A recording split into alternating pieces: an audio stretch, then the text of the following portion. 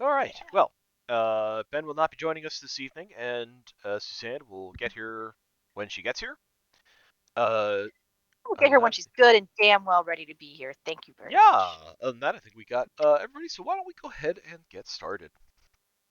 So, last we left our heroes, we were in the carnival here at the Rose Coast, finding out some more about the people who are running this place.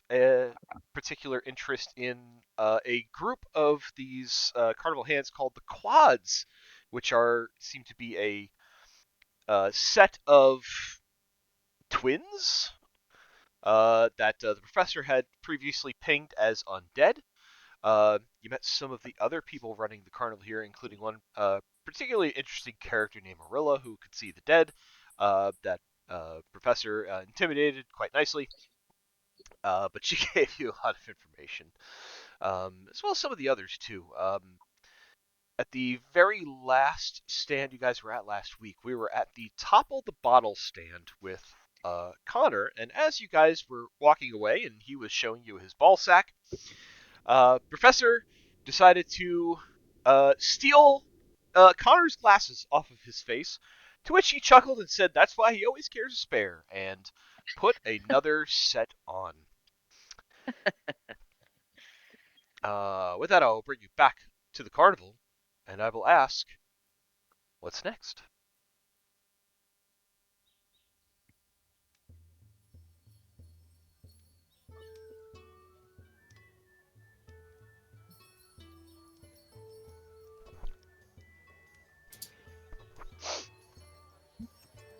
Shall we continue to see what break is? You are cutting Dang it! in and out. Yeah, this whole time. Everyone's cutting out. Uh, is any of it better? You're better, Yes. Allison. Okay. Allison, you talk. Apparently, I was muted that whole time that I was trying to talk again. No. Am I better? Yes, you see better now. Okay. Everyone's better. Yay! Huzzah! Except Mars. Yep. Because he's sick. Because he's sick. Yeah.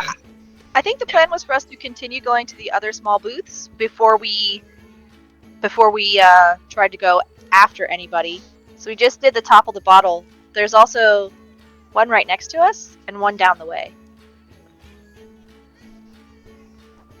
The one next to us is High Strike, which we've already done. So Yeah. down south is Thimble Ring. Oh, right, that's Zigzag. So there are Yeah. We did not like him. there are three games you have, or actually three stands, I should say, you have yet to try. One being the Catch the Pig, the other is Thimble Rig, and there's also the Arcane Reader down below. Maybe we should go to these two little ones down the way and then end at the pig one. That makes the most sense. I'm Then not we can really- check out the big top. Yeah, that works.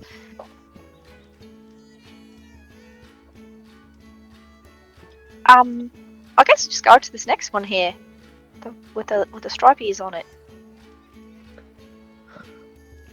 What is a thimble rig? Maybe it's a game of thimbles. Maybe you have to One thimble place we'll thimbles.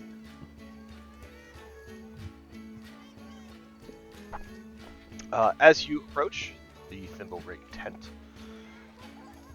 you're greeted by another very similar looking chap. Damn it! Damn it, Craig! A middle-aged human male with fair skin, graying hair, and pale blue eyes, wearing thick black-framed glasses and khaki pants, a long-sleeve shirt, and a sweater vest in neutral colors. Has a The professor puts on his glasses and just does that wiggle eyeglasses that the other one did to him. has a name tag on him that says Craig. As he sees you approach, Professor, he goes, "Hey, glass buddies!" and he wiggles his glasses back at you.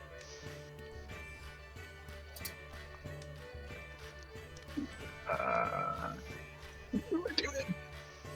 He's gonna wiggle his eyebrows. I'm just gonna reach forward to try and take his glasses too. he kind of like he tries to dodge a little bit. He like backs up a bit. Why don't you give me a sleight of hand check? Try and snatch these Okay. things off his face if you're gonna try. That'd be a disadvantage because Jade sees that and tries to slap his hand away. Oh, I need to stop whispering. Hold on. What? Never whisper. Okay, so if Jade, if you're going to try to, if you're gonna try to slap his hand away, why don't you also make a sleight of hand check? Oh, great, because I'm super good at those. That was a 16 for all to see. I did see the 16. Okay, I'll put mine in there for all to see as well. Nope, that's a 1. So it's more like a very flailing, just Professor. As you go to try to grab the professor's hand, he kind of steps forward, brushes your hand aside. Craig takes a step back and is just about able to kind of dodge your grasp, but he kind of chuckles at me because, these are prescription, friend. I would not suggest trying to put them on. You can potentially hurt your eyes. You know, there is the threat of damage if you were to put on a pair of glasses that were not prescribed for your eyesight. It can potentially actually degrade your vision quality over time.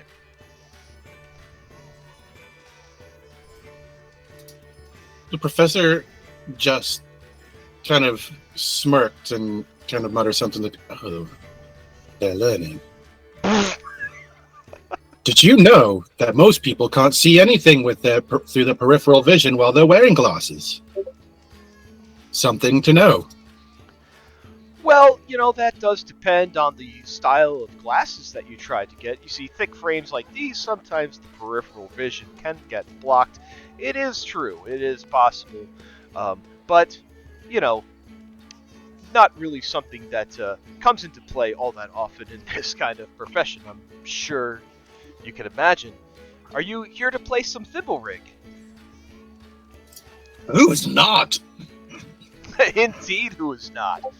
And what you see in front of you, he's got this like little stall under the tent, and basically the way this is set up is your classic cup and ball game, your shell and pea game, or you know whatever. More whatever you want to balls? call it. More balls. Yes.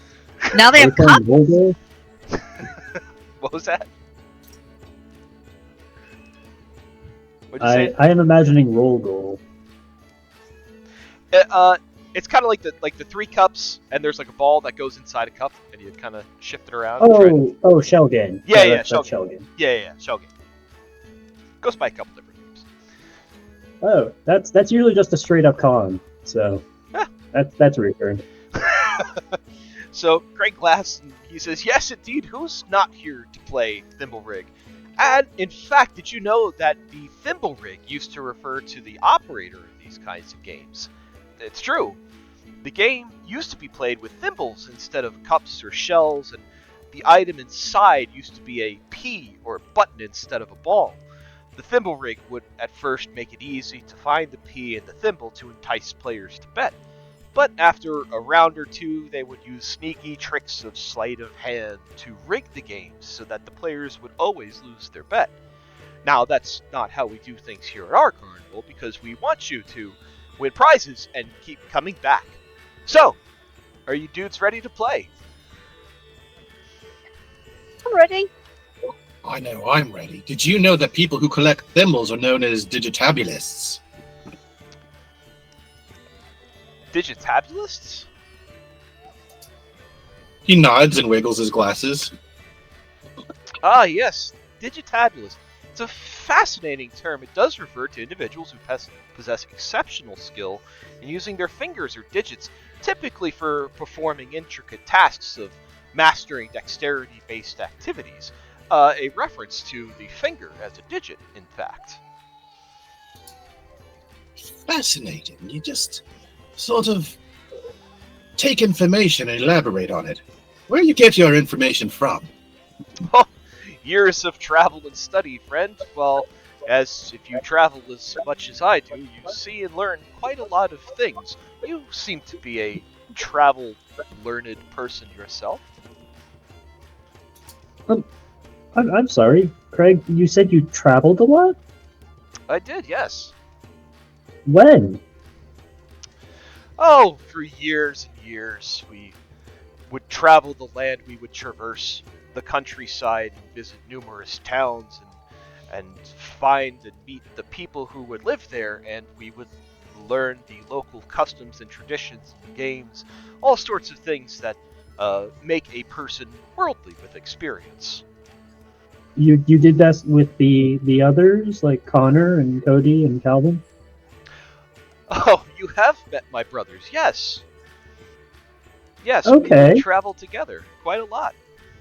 because when we talked to Connor a few minutes ago, he said that he did not remember a time when he was not here at the carnival. We have been here for quite a long time. Well, to say that we don't remember a time when we weren't here is a bit of a. Well, I guess it is a bit of a misstatement because it basically is just an expression of how long we've been here, how long we've been at the Rose Coast. We've enjoyed it so much that, well, we just stayed.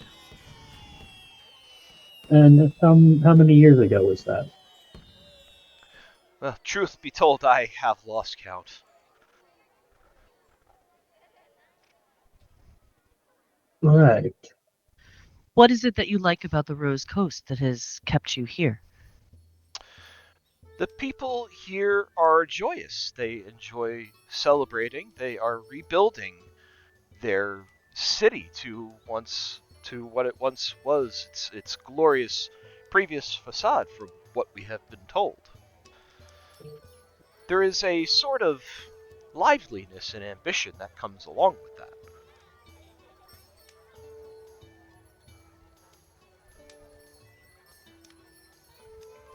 Oh, but it's a real nice reason to want to stay in a place.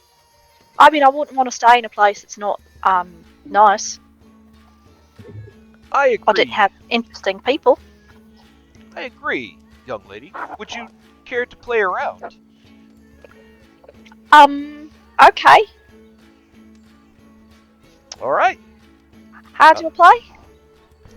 Oh, it's quite simple. You see, there are these three cups that are in front of me. I take this ball, and he shows like a little red, like rubber kind of ball.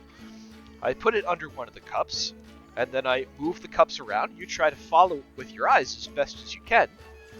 And when I'm done shuffling the cups around, if you choose the cup that has the ball in it, you win 2 golden roses. Okay. Are you ready? I think so. All right, here we go. Round and round she goes. And he puts the ball under the cup. He starts shifting the 3 cups around.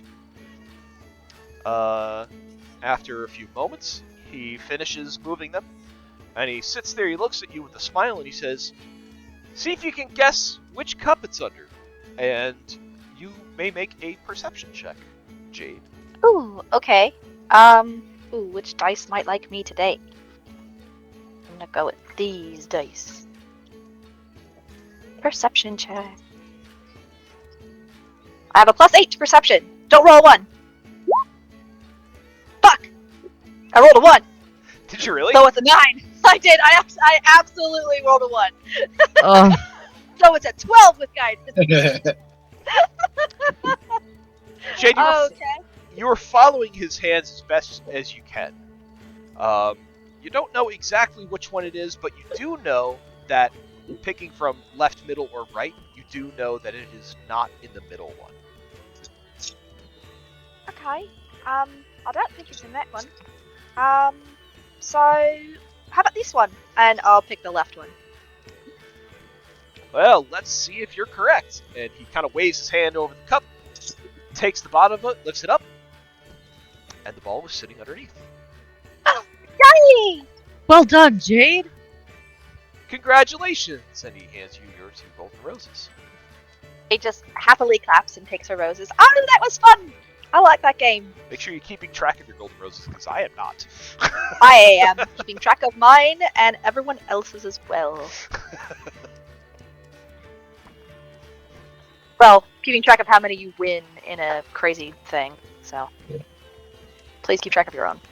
I have a dedicated tracker in my inventory.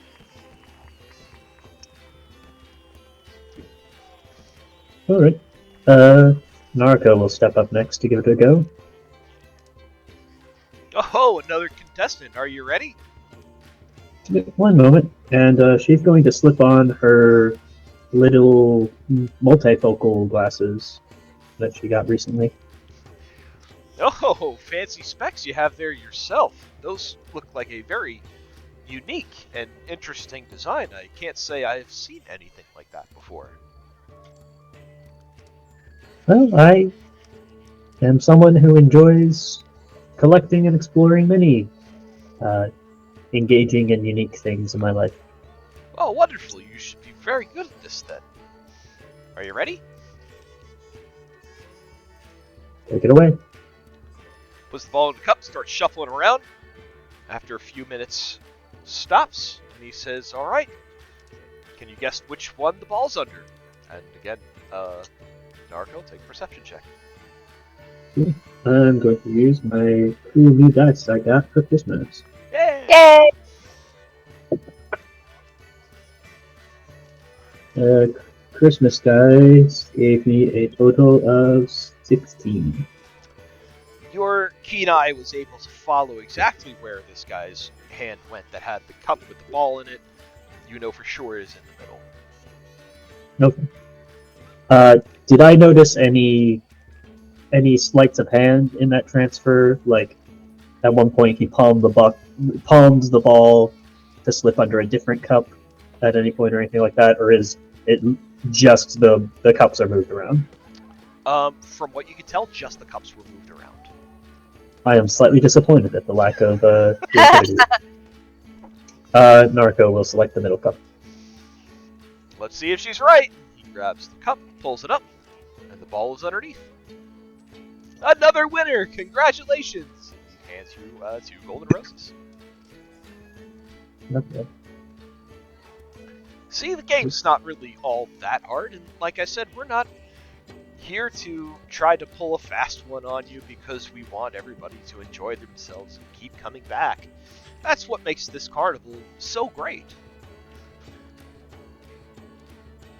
I think it's really fun so far. I think Yuki will step up next and say, I would like to give it a go. Oh, very well. And he takes the ball in his hand, and he kind of holds it up, and he says, are you ready? I'm ready. Takes one of the cups up, puts the ball inside, shifts them all around. After a moment, stops, and he says, are you ready to make your guess?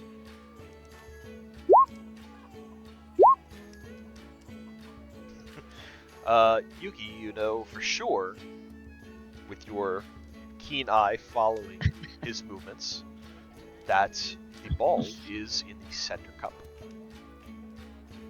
Yuki will indicate the center cup and say, well, the ball is in here. He kind of grins at you and he says, let's see if we can go 3 for 3. And he holds up the cup. Sure enough, the ball is underneath. Congratulations! And hands you your 2 golden roses. Yuki smiles big, very proud. Thank you, Craig. You are quite welcome, Miss Tiger? Make it the face painted to look like a tiger. Mm-hmm. It suits you well. That is very kind of you to say. Your glasses suit you well. Oh, thank you. I picked them out myself. And Yuki will step aside and let somebody else try. Who's next? Who's next? Professor will step up. Ah, my friend with the intrigue on the glasses and digits and a cat on your face as well. Yes. Wonderful. Can you tell what it is? It looks like a cat. Interesting. It's kind of like one of those ink blot tests where everyone sees it differently. Most people just see a butthole, but you see something different, Craig. There's something about you that just different, isn't there? Well, we're all a little bit different, right? No two of us are made the same. Even my brothers, though we all look alike, we are all very different in personality. Indeed, you're the spunky one, aren't you? I can tell. Well, you called me out. Right. So, finding a bowl under the cups. Yes, are you ready for a round? Yes. Is this like your primary gig? Do you do nothing but cut bowls all day? Oh, I cut balls quite frequently, every day at this carnival, and people are very happy when they come and let me cup the balls, and they're even happier when they're able to pull the balls out. It shows you are very good at it. Very nimble fingers, you. All right, cut my balls. Let's do this. Very well. He puts the ball under the cup, starts shuffling them around. After a moment, settles in and says, "All right, let's see if you can find where I've cupped your ball." That was perception. Perception.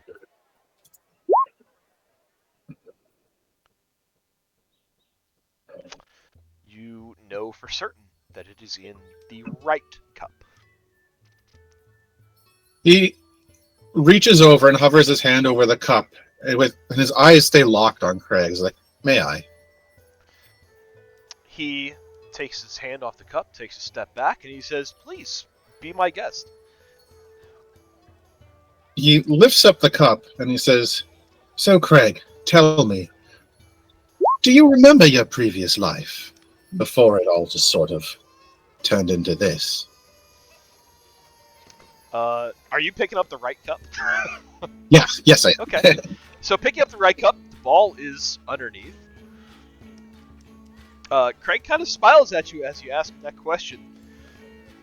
And he shakes his head and he says, "I'm afraid I'm not sure what you're talking about." Insight check. Yeah, go ahead.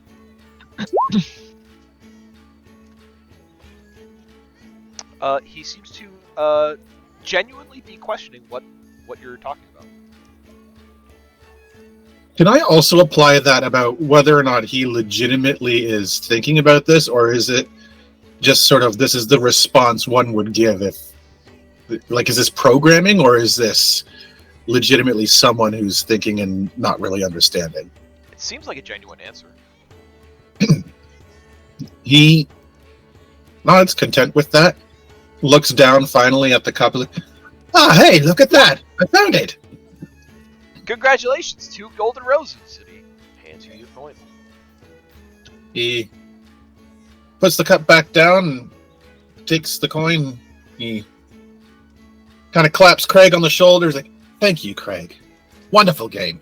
Expert movements on that. You should be proud of the work that you do here every single day, bringing smile to the people of the world." Oh, that's awfully kind of you to say. It's really just the efforts of the whole carnival that brings everyone in and brings everybody together, but I just do what I can. He nods and takes a step back.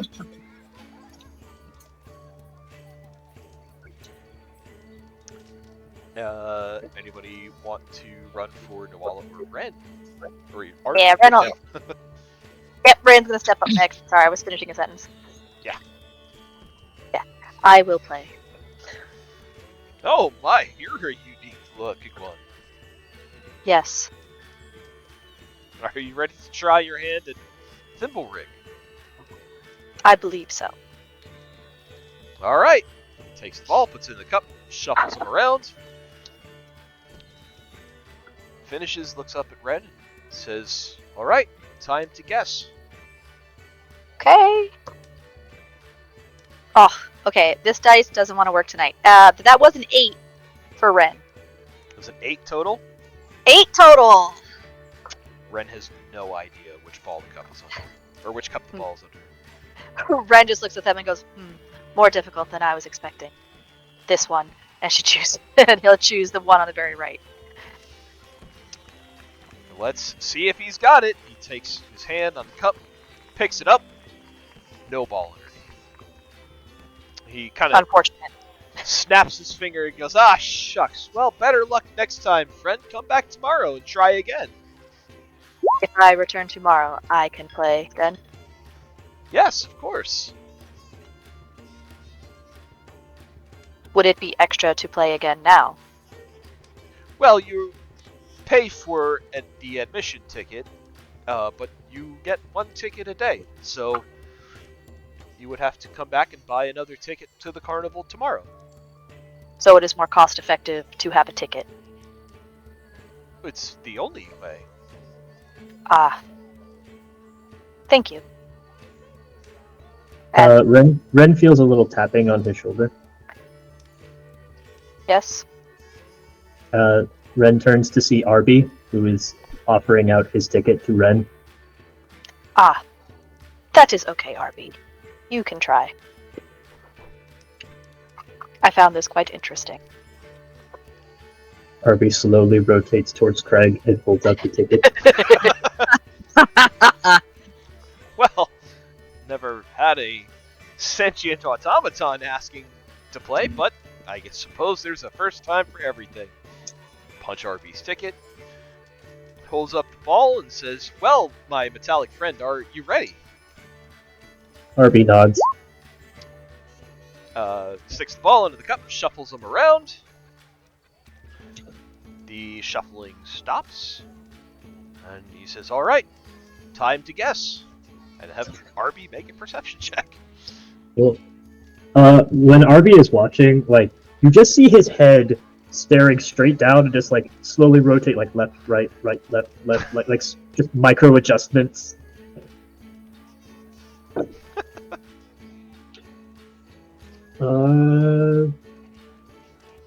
That is a total of 19. Arby, with his uncanny mechanical eye, without a doubt, has followed the position of this ball and found his target under the middle cup. Arby, with target locked in from the very start of this, immediately just straight points towards the cup. Oh, handy companion to have. Picks up the middle cup. Sure enough, the ball's underneath. Congratulations. Hands 2 golden roses over.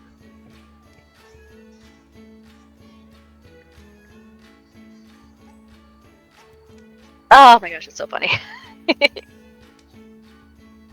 Must be very handy to have this one in the field with you. As Arby hands over his wingings to Naruko to put into the pile, she gives him an affectionate pat on the arm. Says, "You're certainly right about that." Huh.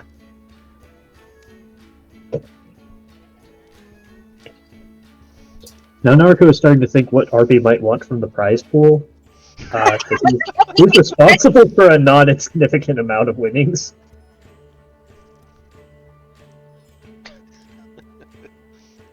Maybe a ukulele. I mean, The flute and the mouth harp would be kind of mean, considering he cannot use them.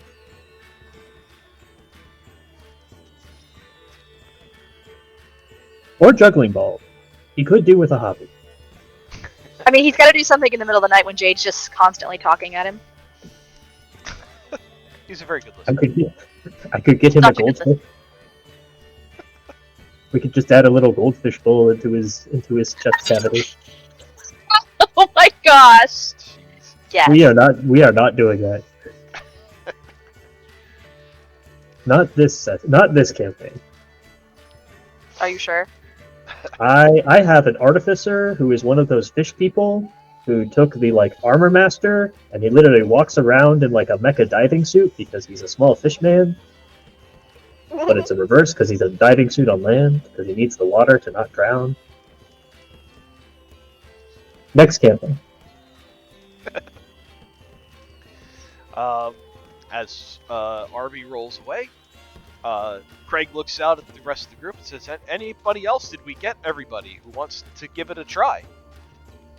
Nawala will. Oh, sorry.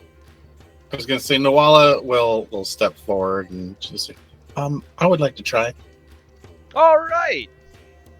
He pulls the ball out, makes a show of it, putting it underneath the cup, starts shifting him around, and then he stops.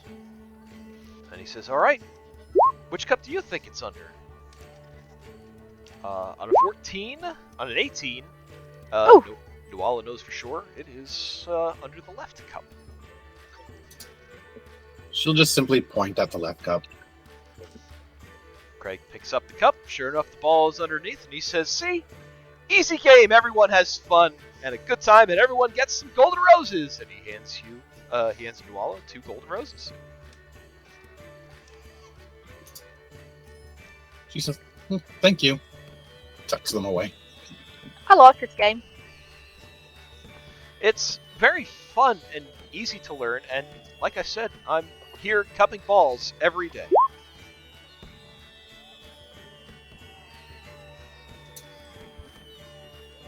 It's like Joe built this entire carnival around innuendo. You're the one who started talking about cupping balls.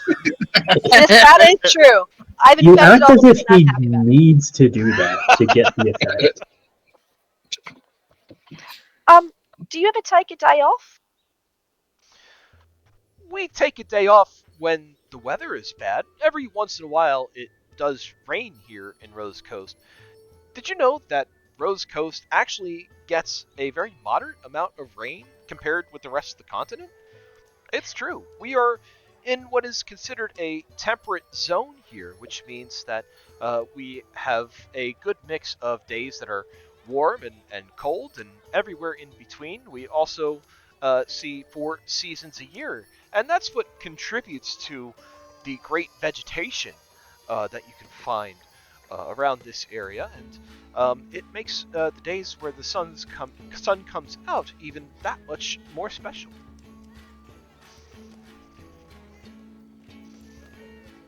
Oh, well, that's good that you get a day off. But it is always a great joy to us to bring joy to others. So, Well, that's very so nice. happy. Yes.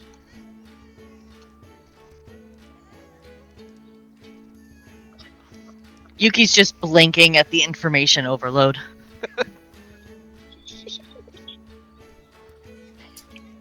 All right. Shall we move on to the next one? Sure, yeah. Well, I've enjoyed having you at my booth. I hope you do enjoy the rest of the carnival. I think the Great Gerardo is going to be putting on his show in the Big Top within the hour. Are you planning to catch it? Oh, certainly. It's Oh, a, yeah, I think we're going to see everything here. it's a great show and not one to be missed. What type of show is it? We just heard that it's great. Is it like a It's- magic show? Yes, there's magic. There is a little bit of variety. You can wrestle a bear, and even pulls out some audience participation as well. The audience does enjoy very much when they get involved. Oh, that's, you don't have to be involved in the wrestling a bear, do you? I would kind of No. like to not be picked for that. Absolutely not. It is volunteer only. Oh, okay, it's just the other parts that you could be interactive with. Okay. You don't have to be interactive. You can just sit in the stands and watch the show if you like. Okay. Thank you, Craig. You are quite welcome.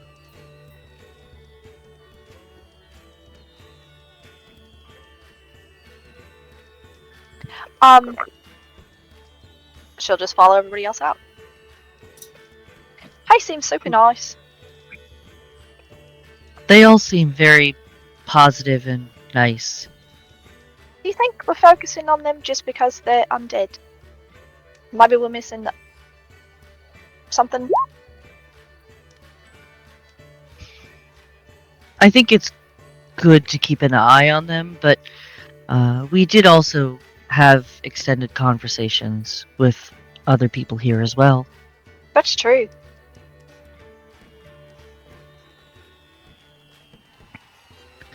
I'm kind of excited to see the big top. I'm interested about this bear wrestling and how that works. I kind of hope it's not a real bear. Maybe it's a man named Bear. Oh, that is possible. It feels like it would be wrong if it was an actual bear. I guess unless they had a druid and it was talking to the bear and the bear said it wanted to wrestle. Mm. Maybe we should ask the bear. Maybe it's the way the bear gets his exercise. Oh, maybe. Jade will just happily have that conversation with Yuki while the professor hangs back. So the rest of the party, Just toddling off to the next part while the professor's holding out. the rest of the party is wandering on. Professor is hanging back at Thimble Rig, or is anybody staying behind with the Yeah. professor as well? I'll take that as a no. So the professor goes to leave and just pauses at the door and then turns and looks back at Craig. And he just says, before I leave, I have one last question. I think you've talked to enough people and sort of sussed out a few things enough to sort of form my own theory, but I have to ask. Do you know that you are undead?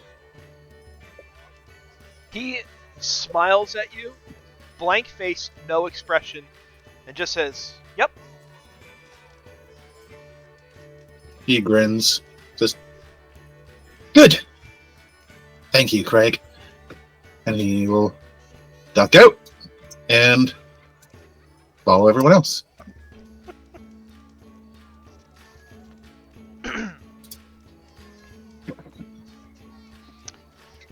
All right. So heading on to the Arcane Reader. You approach this tent, and it is draped in some darker colors, blacks and purples, deep blues. Inside the tent almost kind of looks like almost like a planetarium. It's dark, and there are sparkles of light kind of scattered all throughout the inside of this tent. There are different kinds of fabrics that are draped all about, and rugs about the floor. At the back end of this tent, what you see is a round table. There is a crystal ball sitting in the middle of it, a nice kind of silky kind of tablecloth laid over the table as well. Sitting behind this table, I'm on right there, is a black dragonborn. She has a tag on. It says Diviner Zira. She sits smoking on a long wooden pipe, and as she inhales in, you can see the ember within the pipe burn red, that dull red glow kind of casting shadows from within the pipe itself. As she exhales out her long nose. They black dragonborn, I don't know if I mentioned that, but she exhales out her nose.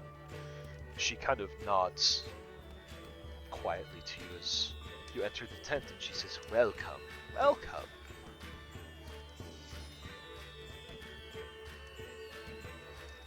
Hi. You have come to Diviner Zira's tent. Are you looking for a reading?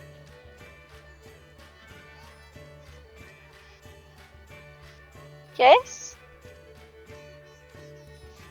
She takes another inhale in from the pipes, and smoke blows out her nose. And she says, "There are bits of your future that I can divine for you, if that is what you seek. It is my specialty. You may ask for one question that I may answer as well as the ball show me.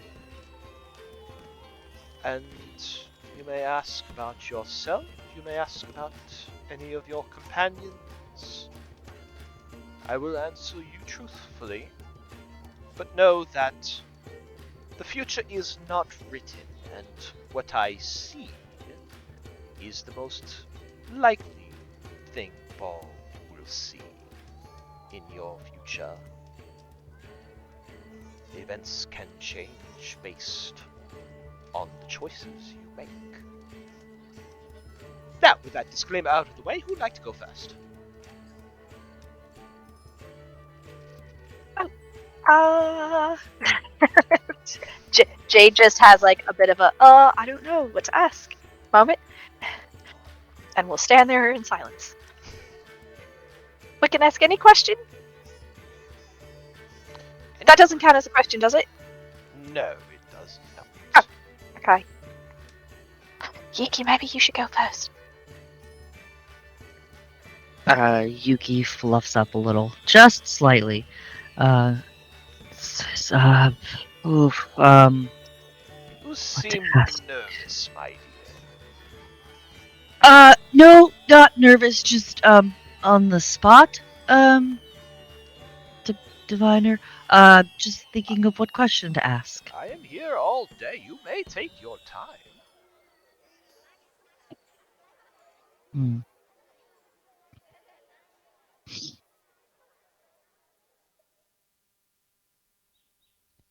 I don't know what Yuki would ask. I'm thinking. I have a question. Do I ask it out loud, or do I think about my question? Please sit. And she motions to a seat across the table, the round table from her, with the crystal ball positioned in between.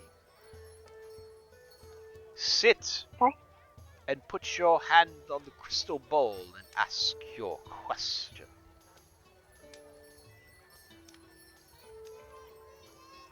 Okay. And Jade will step up to sit down. And she'll put her hand on the crystal ball, and she'll ask,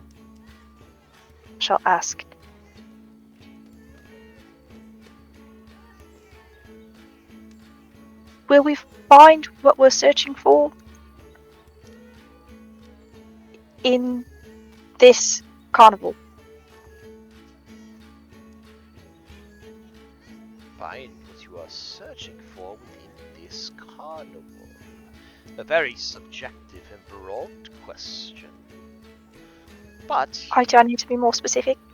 no, it's just the more specific you get, the more focused the answer will be. But if you would like to keep your question as stated, I can find the result for you.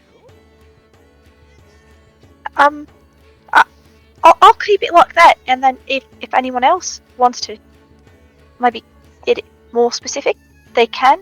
And that way, if it says no, then no one has to waste their question. As you say that, she turns to look at the ball, and the ball starts to glow and pulsate with a whitish blue, kind of resonating light. You can see the reflection of it in Zira's eyes as she stares at it. She kind of tilts her head, and it's almost like she's reading, like a scroll or a newspaper or something. After a moment, she kind of nods. And she says, the ball says we'll. Good results. What you seek is within the carnival, apparently. Good. Well, good. I guess that narrows it down. If you say so.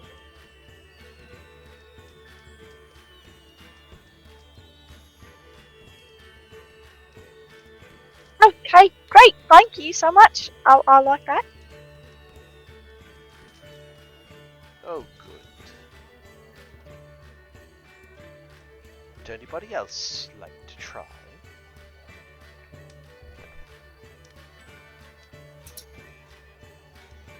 The professor will step forward. Yes. Oh, sorry. Squeak out the way. sit, put your hand on the ball, and ask your question. He'll reach out and press his hand to the ball and just look her in the eyes, and he'll say, "What will be the long-term impacts on me if I continue down this path of delving into the void's mysteries?" Ball pulsates again as she watches it. She kind of frowns a bit. Heal and woe. You will find strength in what it is you pursue, however, it has the means to consume you, both body and soul, your mind twisted.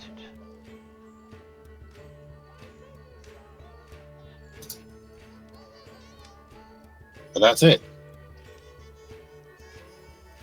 Well, like I said, it is merely the most likely path from what we see right now. Your choices always have the chance to change. He smiles and nods, like, "Well, that's about what we expected."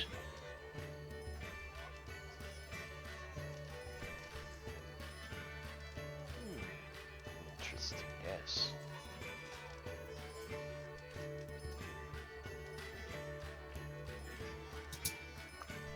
You say Think- that like there's something you're not telling me. I'm telling exactly what I see and what I can read. No more or less. Fair enough. Yuki, perhaps you'd like to see? Yes, thank you, Professor. Yugi will step forward and have a seat. Place your hand on the crystal ball, my dear, and ask your question.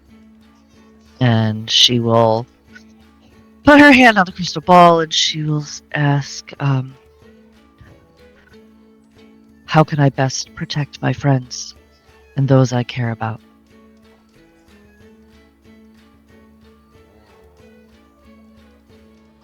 The ball begins to glow.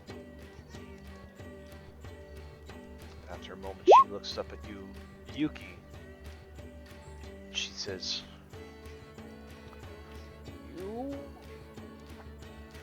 I see weal and woe for you too, my dear. You continue on your path of enlightenment, but beware that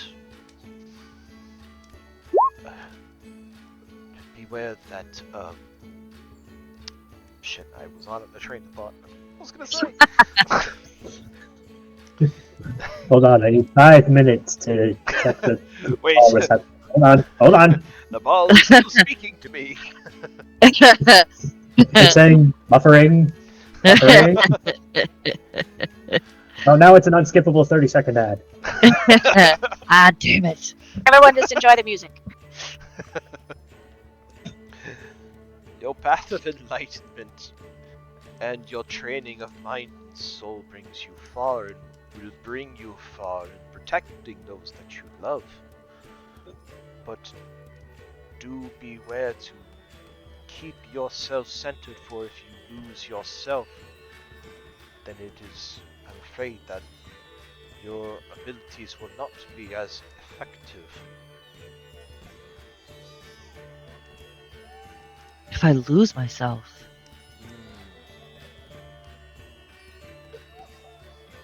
what does that even mean? Perhaps something you should meditate on. Perhaps so. Thank you for your reading. She'll get up and step away.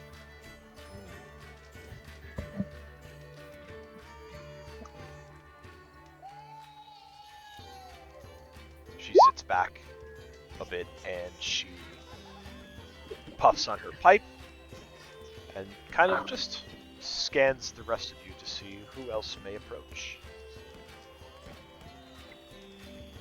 I don't know what Ren would ask. We can wait till Suzanne comes back. Yeah, I think I will hold this one because this is not a game, and it might be something they actually want to participate in. So Then Naruto will tentatively take a seat. Zira leans forward as another exhale of smoke comes out her nose. She says, "Place your hand on the crystal ball, my dear, and ask your question." Okay. She will place her hands on the crystal ball. She did a lot of considering while she was stalling for everyone else to go. She is not going to ask anything relating to her love life. Mostly because she's fairly certain it's like, I'm going to get the fucking wheel and woe answer. I'm going to get the fucking it's complicated. That's not going to help. Jade was pragmatic and asked a, plot relevant question. So Naruko is going to see if we can put this to some practical use. She is going to ask, here on my visit to Rose Coast, where should I look for a chance to increase our fortunes? Treasure seeker you are. Well, let us see. The globe begins to glow and pulsate with life, with light.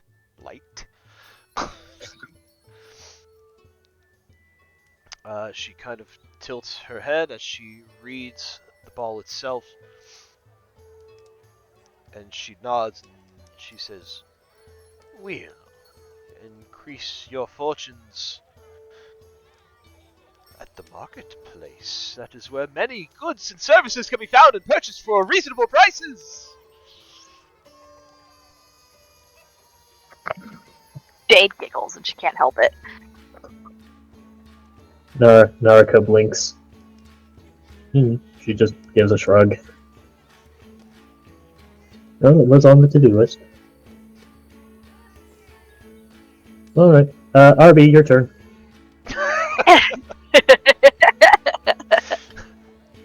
Arby rolls over. Ev. Arby does not sit in the chair, because his body is not very well designed for that. But he will place a robotic hand on the crystal ball. Zira looks a little bit confused and looks at Naruto and says, Can he speak?" Not yet. Is intent of the question your mind enough to activate, the magic? Well, I've never had a creature such as him try to get a reading, but let us see what happens. Dear God, I hope it's not just like a fax style tone. It is now. It's like the old dial-up. I mean, Arby did select a question. What is Arby's question? I'm gonna whisper it to you now. Sure.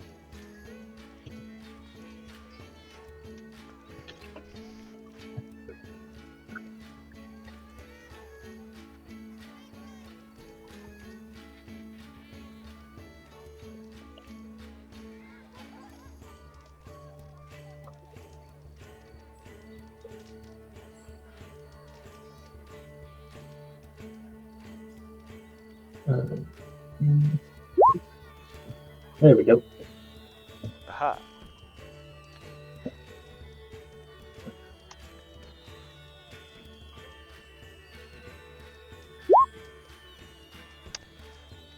So as Ren places a finger on the globe, it begins to glow and Arby. pulsate. Arby, what did I say? Ren. You said You red said red because just I popped in. distracted you. I saw Ren pop in. Hi, Suzanne. Hey, team. So as Arby places his finger on the globe, it begins to pulsate. Zero looks a little bit surprised to see it react, and she kind of leans in closely, and her eyes, you can see, are moving quite rapidly, like she's reading a lot of text. The globe dims, and she leans back and looks at Arby, and she says, "Holy shit! I can't believe that worked." Oh, that was swear. It was. That was Sorry. Oh, sorry. Oh, okay. Lots of ones and zeros. But I understood the question. And the answer is will, my metallic friend. Your efforts will be the example for much more innovation to come. Arby gives a thumbs up. And then just wheels backwards, back in place next to Naruto. I wonder what he asked.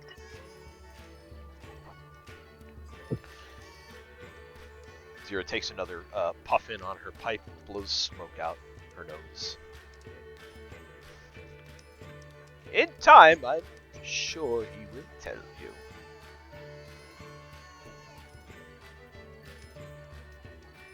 And you will be able to articulate himself. Oh, that's exciting. Naruto, are you going to let Arby talk? Not let. I mean, it's not like you're not letting him talk. I meant, you know. Oh, you know what I mean, I think, hopefully. I didn't mean it to seem like I was seeing you are holding him back. I just meant, you know, when we get more time and then we could give him a voice, that would be great.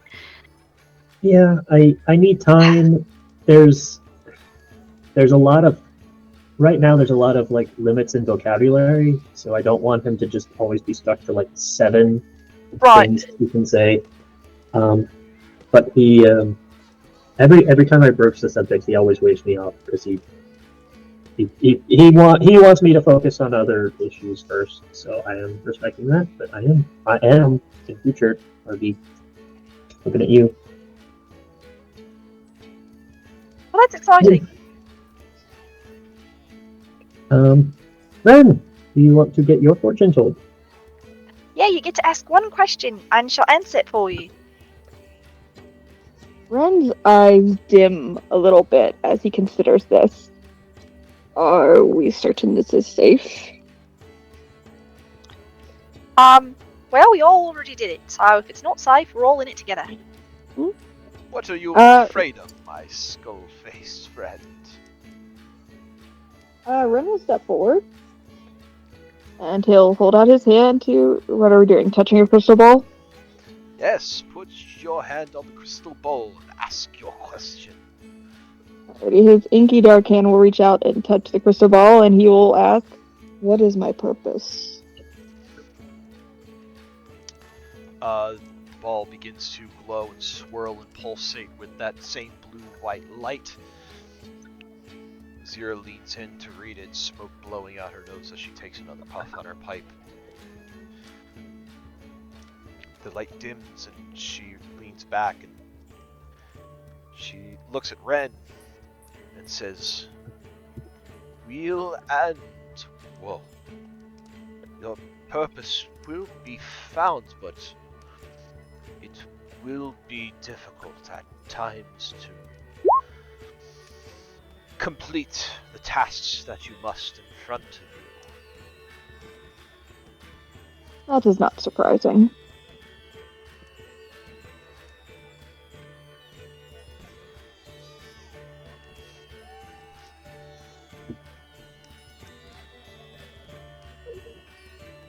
Yeah, that's all he's got. That was a really good question, Ren. It has been on my mind much of late.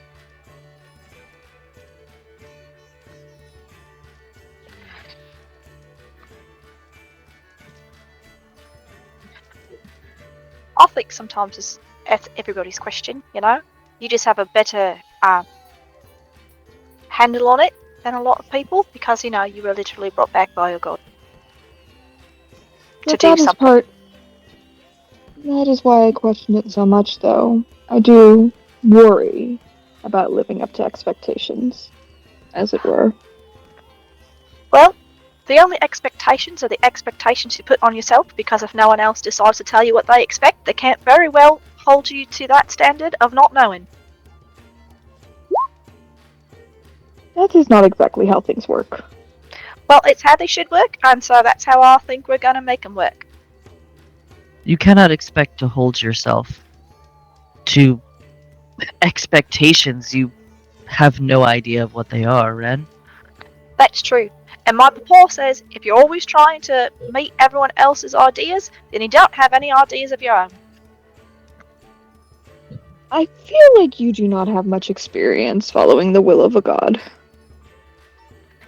I mean, did he tell you what to do? That's not usually how it works. Did they leave you a note? That is definitely not how it works. Well, then maybe it should be, if they're worried about someone not doing what they're supposed to do. I mean, if you're worried about it, you can ask Papa. Communication really is key. It's healthy for all relationships for communication. And she very pointedly doesn't look at Noriko when she says that. There's a quick glance and then away. I appreciate your input on this particular situation.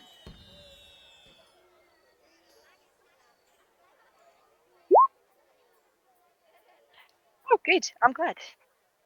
What could be helpful? You are extremely helpful, and your concern is quite touching. And Suzanne will be right back because her dog, of course, just wolfed down her food and now wants to go outside. BRB. No worries. I'm sending off Rosie from trying to play with the dice tray for like the past 2 hours. Oh, I was playing with Rocket with BB-8, so.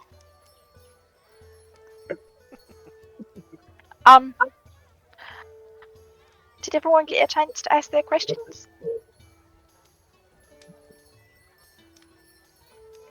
Nuala will get a chance to possibly retroactively ask her question. Noelle's still thinking about her question. We can always come back before we leave for the night.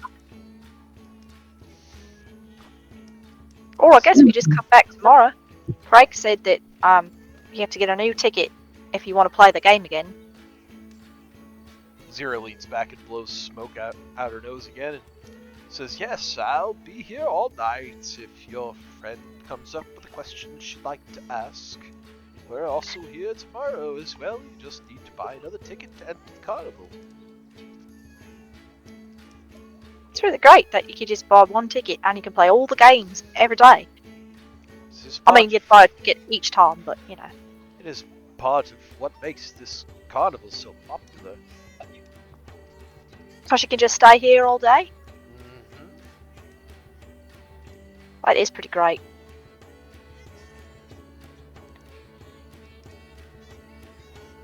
Should we go off to the last booth that we haven't been to yet? Sure. Let's go see what Catch the Pig is about. I thought Professor said it was bacon. Are we not getting sandwiches? I thought that's what we were doing.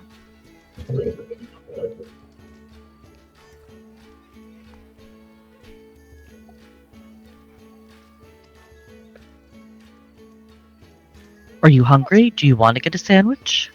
I don't actually ever feel hungry. I'm fine to get a sandwich if everyone wants one.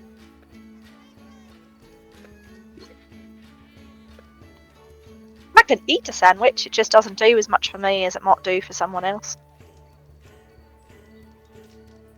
I understand.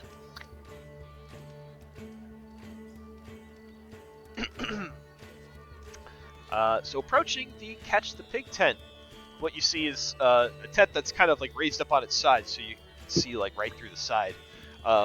Inside this tent is a 30-foot by 30-foot pen that is filled with mud, and inside are 6 literal pigs. Standing at the stand for this tent, you see a pair of goblins.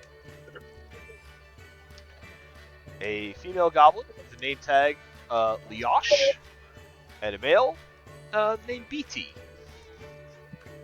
Oh, he's adorable.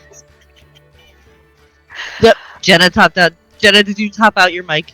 Squealing with Thank you, cute. it was so cute. Thought you did.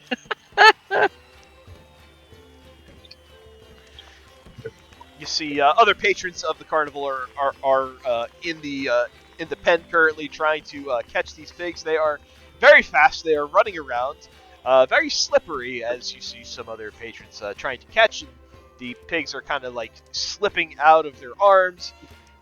Leash is kind of giving them a sarcastic golf clap and saying, "Better luck next time."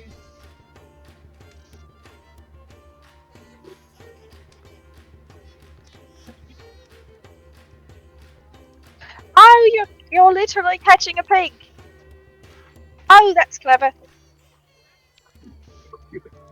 Leash Do the looks, pigs mind being caught? Leash looks at the both of you and she says, "Yeah, the game's catch the pig. What'd you think it was going to be?" Looks at Oh, I Yuki. thought it was clever for sandwiches. If you want sandwiches, go to the snack bar. And then I thought it was a snack bar. No! Does this say snacks and drinks? No, that one does. And she points to where the literal snacks and drinks bar is. She looks at Yuki and she says, "Of course the pigs mind getting caught. They don't want to be caught. That's why they tried to run away from you."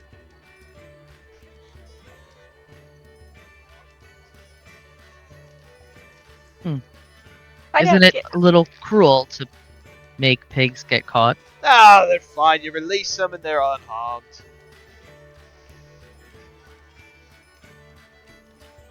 Yuki looks skeptical. Quick, Ah! someone blow a very high level spell on Speak with Animals. BT kind of looks around and calls out at you and says, "Look, they're sleeping right now. They're totally fine." And like you see, the pigs are just kind of like laying in the slop currently.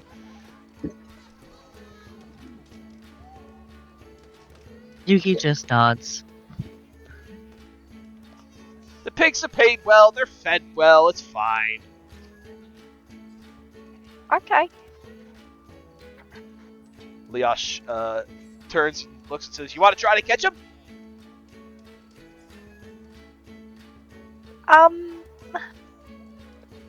Is anyone else going to try to catch him? Maybe Professor should try first.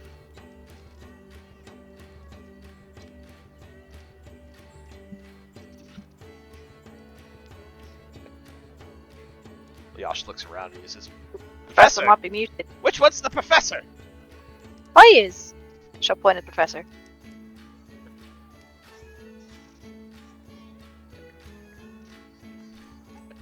Professor might be muted.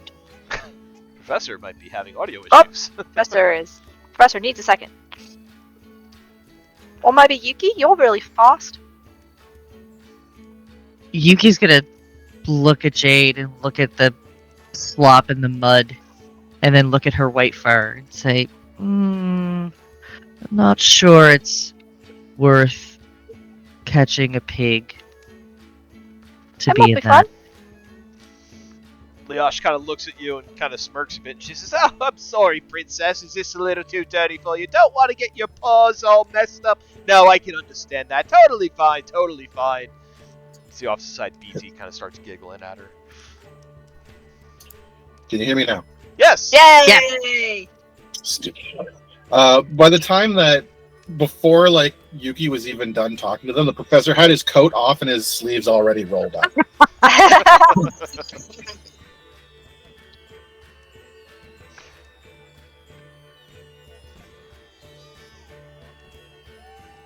Oh, Yuki, Professor, are you going to go in? Oh, I'm going in. Yuki chance to respond. Yuki will not respond to their jabs. BT kind of giggles as Leash looks at Professor and says, "Oh, this one's ready to go. It has quite a penchant for cats. What do you think? You think you can catch a pig with that cat on your face, cat butt?" Oh, it's because of the cat butt that I'm going to catch a pig. "Oh, And that's really? Professor Cat Butt to you. Oh, Professor Catbutt, does that give you any special powers, any maneuvers, any kind of special insight or anything like that?" Well, I guess you're going to have to find out, aren't you? BT kind of claps. He's laughing, rolling at this point. Leosh says, "Yes, let's try. Into the ring with you. Into the ring with you. Go, go, go, go, go." He, knowing how fast pigs can be, he kind of rolls his shoulders and poofs into his more agile form and leaps into the ring. Leosh says, "Oh, look, I can do that too." And she kind of like smushes her face up to kind of like widen her eyes out to make it look like she has cat eyes. Like, bah! You're pretty charismatic for a goblin. Oh, how kind of you to notice. Here's the deal. There are 6 pigs in this chamber. You can run around and try to catch them, but they're going to try to get away from you. You have 18 seconds, which I know is a very specific amount of time, to try to catch one. The quicker you catch one, the more golden roses you will win. Basically what this translates to is that you have 3 rounds to catch a pig, basically using an opposed grapple check. So it would be your athletics versus their versus their athletics as well. And I will put a disclaimer that there is a 25% chance that the pig you are trying to catch is greased and will have advantage on their grapple. Oh, Ho, ho, ho, ho. oh, so fun. So you basically have 3 tries to try to make a grapple check against a pig.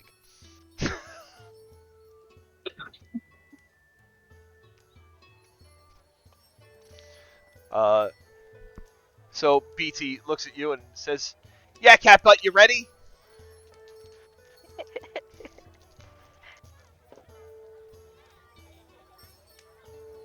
Did Mars freeze out on us again?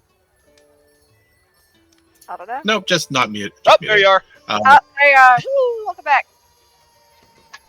All right. Yeah, I'm ready. Let's do this.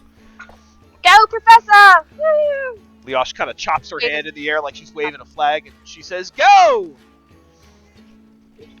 So, Athletics, you said?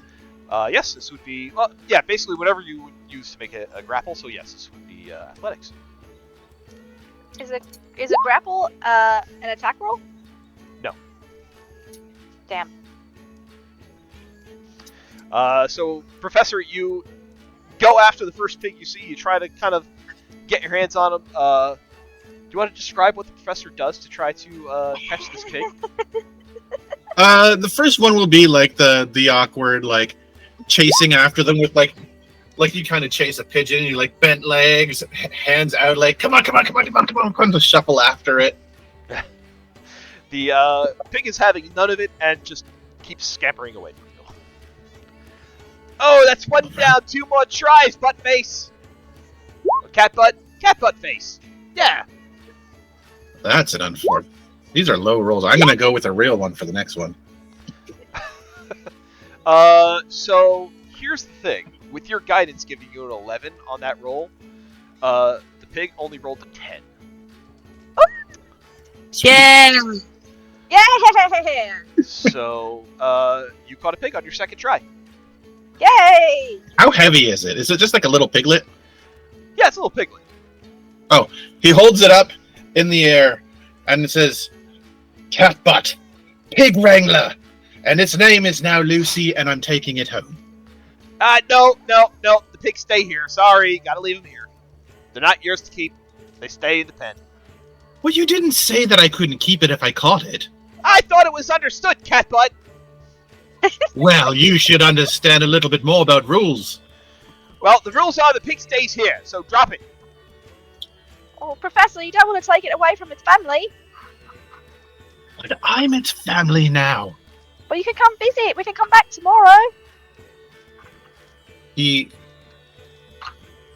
kind of just looks at the goblins and kind of does this big toothy fox smile like, "Come on, let me take it."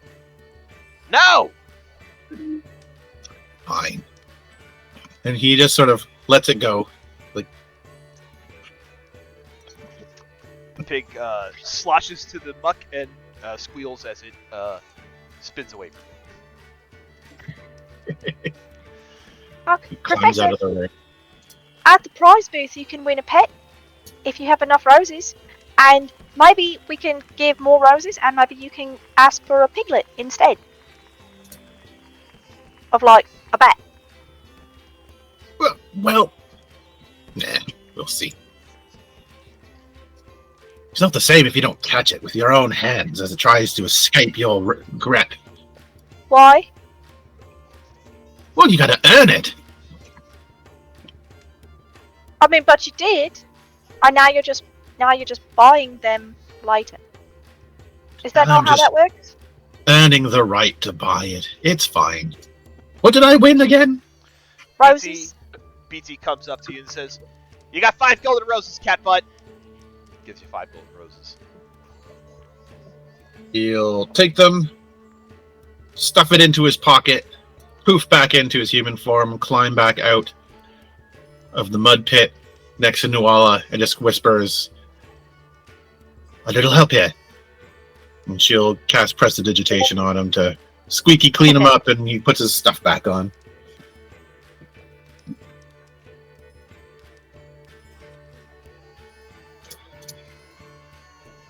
Who else is gonna go? Ren, I think you'd have a really good chance. Yuki, I think you'd have a really good chance of catching one.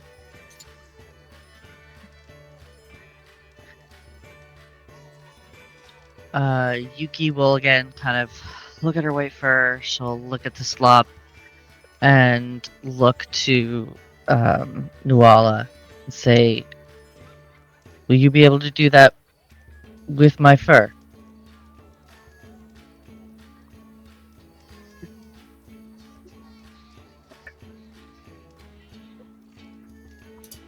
Yes. It's so funny because it's so Nuala to say it like that. Right, just the long pause staring at Yuki. um, She just blinks. Alright then. Yuki will take off her bag, hand it to Jade, say, "Will you hold this for me?" Oh, of course, yeah. And she will hop over the fence into the slop. Leosh kind of lifts a brow and says, "I thought you didn't want to get your paws dirty, princess." BT kind of giggles and says, "Yeah, princess." Such sibling energy happening right now. Right? Oh! Such violence. Yuki will just arch a brow and say, "What, and let you two have all the fun?" All the fun. We're not in the muck. You are. She's gonna say, "You're not in the muck yet. Keep taunting me and you can be." Oh, princess challenge. Maybe later. So you have 3 rounds to catch a pig, using a grapple check. So when you are ready, you may go ahead and give me an athletics check. Alright. Would you like to describe how Yuki does this? So I think this will be... I think the pigs are still kind of like a little animated from Professor trying to get them, so they're like, I don't know, wary. So I think Yuki's trying to like sneak up on them a little bit. And she tries to reach out and grab one and tries to catch his leg. So my dice really want you guys to catch pigs because I rolled a 6 on that. Yay! So On your first try. Yuki, you creep up, quiet, stealthy, slow, and you snatch out and grab this pig by its leg, and it kind of squeals a bit and squirms as it tries to get away from you, but you have it firmly in grasp. Since she has it firmly in grasp, she will take her other paw, put it on the pig's stomach, hold it up, look at them, and say, "That really was not that difficult." Well, And she's gonna protect them. all right, princess, you win. Of course, we'll bow to the winner when the credit is due. BT kind of comes up to the edge and says, "For the winner in round 1, 10 golden roses." Yuki will Yuki! Yuki will kind of nod her head and say thank you. And yes, you should bow to princesses. Oh! BT kind of starts laughing and like slaps his knee, looking up at Leosh. Leosh just kind of gives him a cold stare. To which BT Yuki will stops. will walk over, jump out of the muck, and just like pleadingly look at Nuala.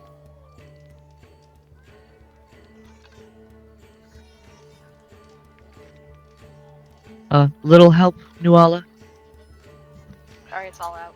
She just does her thing, and you just find yourself back to floofy and clean. Awesome. Thank you, Nuala. You're welcome. Jade, are you going to give it a whirl? I think I'm gonna try. Can you hold David for me? Of course, she'll take her bag back and hold David. All the things. And just with her giant skirts, wade into the ring. As Jade steps in, Leosh kind of laughs and she says, "Wow, that's like a 5-gallon head and a 10-gallon hat! That is a large hat for you! Yeah, it's pretty cool, isn't it? It's big, that's for sure. You ready to try to catch a pig? I think so. Well, ready, set, go! Let me go ahead and Okay. give an athletics check when ready. Ooh, oh! Athletics. That's a 15. Jade, would you like to describe what you do to try to catch this pig? I think Jade kind of has her skirts like up a little bit so that they're not just wading into the mud. And as she does that, she crouches down and scoops her skirt through the mud to pick up the pig.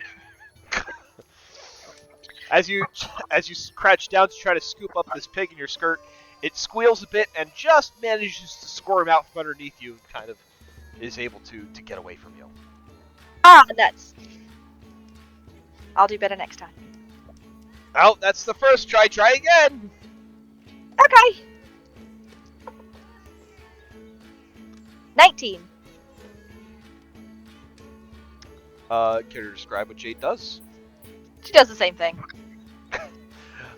This time, as you kind of figured out how the pigs are squirming about and making their way through, and you realize, oh, okay, I have to block off this path, this exit that they can try to get away from. And this time, as you lean down, wrap your skirts around it, you are successful and grab yourself a pig. Yay! I'll call you Muffin. And I'll give it a pet, and then I'll put it back down. Leosh claps a bit. She says, "Well done, Hat. Good job. Good job." Thank you! BT comes up My to name's you. Jade. Yeah, I didn't ask. BT comes up to you and says, "For winning in round 2, 5 golden roses." Yay, thank you so much! I will take my golden roses, and I will scooch my way back out of here. Good stuff, good stuff, good stuff. Lots of winners here today. Lots of winners. We got Catbutt. We got Princess, Hat. Who's next? Ren will glance over at Nariko and her crafting. Are you prepared, or shall I buy you more time? Nariko is like inspecting a small sort of spherical device that she has a couple of vials of liquid that she's mixing together and very gently inserting, and she looks up at you, Ren, and says, yeah, I need a few more minutes. You got it. And she's going to send Arby to head to the snack and drink section with a gold piece to acquire another thing that we're going to need later. I love it. Ren will step into the pen. Leosh kind of tips her head. She says, "Wow, your mouth sure is big for your nose, isn't it? I do not understand the question. You got a big nose. Or a big Yes. mouth. Why the long face?" Because that is the shape it is. Well, you're not a lot of fun, are you? They do not tell me that in my group. The professor thinks I am quite comical. Ah, it must be the real cut up. All right, comedian, let's see how well you can do. And Leash will chop her hands, signaling that you may begin when ready. Cool. That was. Ren's going to look at the closest pig and say "come" and cast command.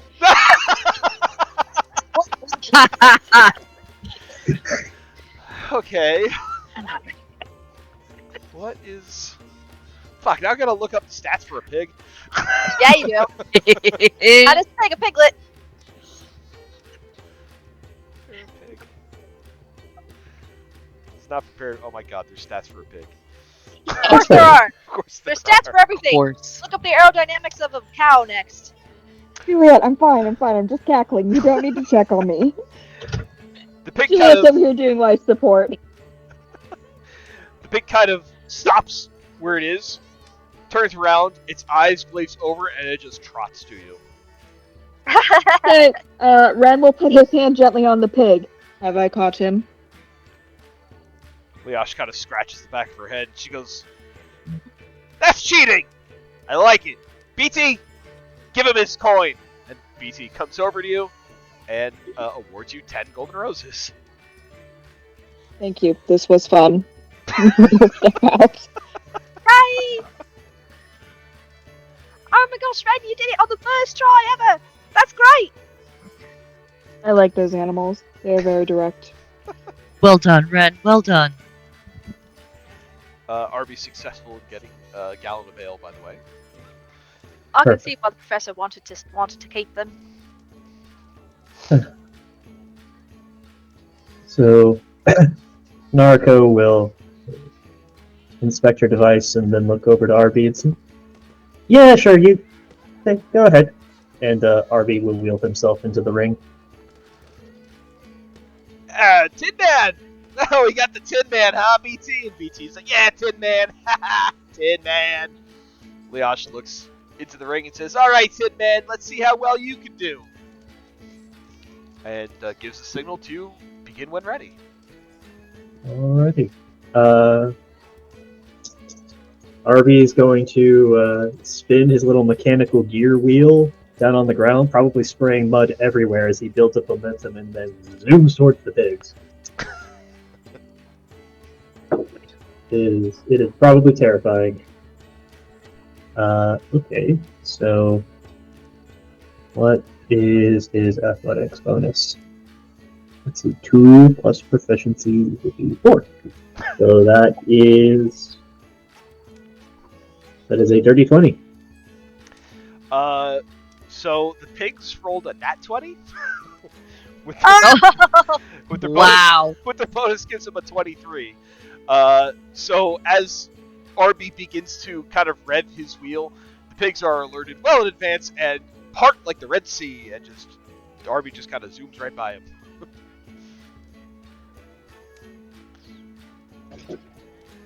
Target lost. Recalculating. Attempt number 2 is also a dirty 20. On the second attempt, RB recalibrates and is successful in capturing the pig.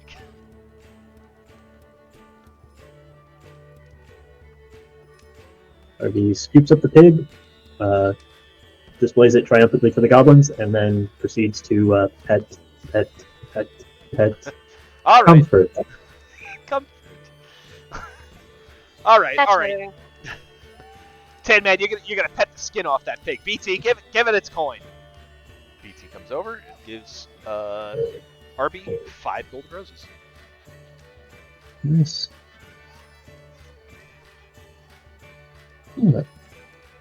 RB will release the pig to go back to the crowd, and as he comes back out of the ring, Narco gives him a wide berth and instructs him to hose off over there.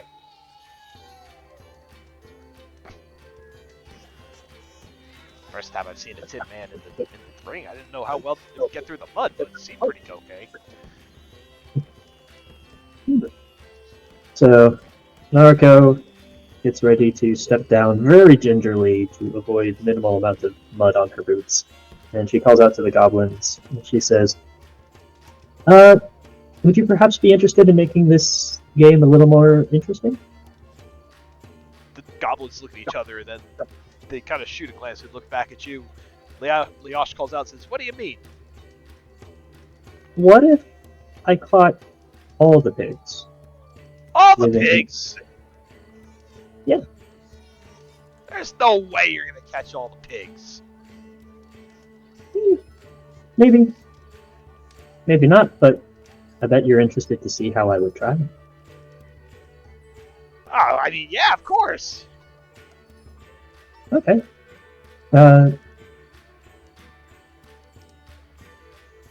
So, what would you like to wager? If you catch all of them in one shot, we'll give you 5 extra golden roses on top of whatever the usual prize is. Sounds good. Naruto takes her stance at the far end, waits for the signal to start. Leosh gives you the signal. Cool. She pulls out the little doohickey she'd been working on. It is a small, little ovoid resin shell.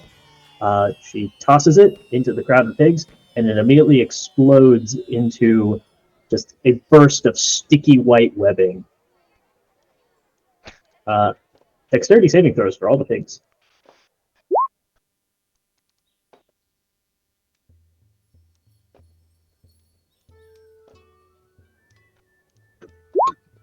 Alright, so I got 1. Dexterity save.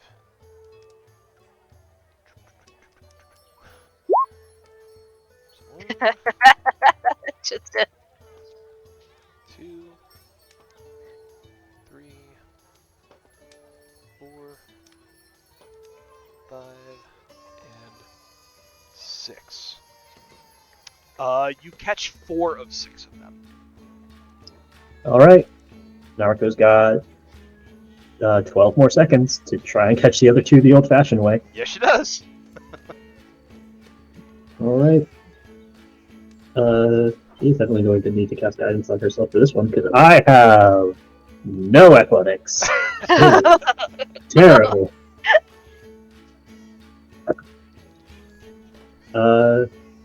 Dice like me, though. That's a 19. Caught 1. woo! Alright.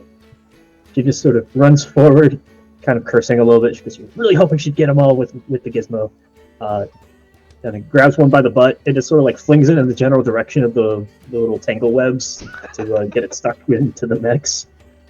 And she goes for the other. That is even better. That is a 22. Got that one too. Alright. Once more, caught, shoved into the web trap, and then she just sort of You did it! Leosh and BT again share a look back at you. Leosh shakes his head and says, "Cheaters, cheaters, cheaters." But I like it. It's smart, ingenious. Ah, that's the word I was looking for. Yes. All right, Gadget, you got what you wanted. It was impressive. And BT will come over to Narco and hand her 7 golden roses.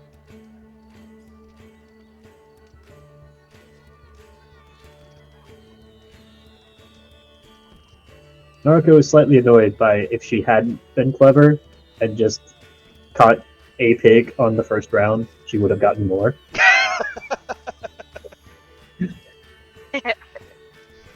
But he will take her rose, climb out of the arena so that Noala can give her a little prestidigitation gleaning. RB takes that gallon of alcohol that he acquired earlier to start dousing onto the webbing in order to dissolve it, because otherwise that lasts for an hour and no one gets to play the game. Oh, Huh. Webbing that dissolves under beer. Interesting. Jade throws her arms around Nariko as soon as she steps out and hugs her and gives her a kiss on the cheek and just goes, "You're so clever! That was so much fun to watch! Did you have fun?" Nariko, covered in mud, but she has a cute girl kissing her. So, on the whole, she's like, "Yep, very fun, very, very, very, very fun." Um, I need to wash very, very quickly. Oh, sorry. Yes, of course. Oh, I should get washed too. See, Leosh kind of nudges BT while this goes on, and she says, "Look, Hat likes Gadget." BT starts laughing. Hat Gadget sitting in a tree. Ha ha! Leosh looks at BT and says, "Wait, why are you making fun of that? That's beautiful." BT's like, sorry, Leosh.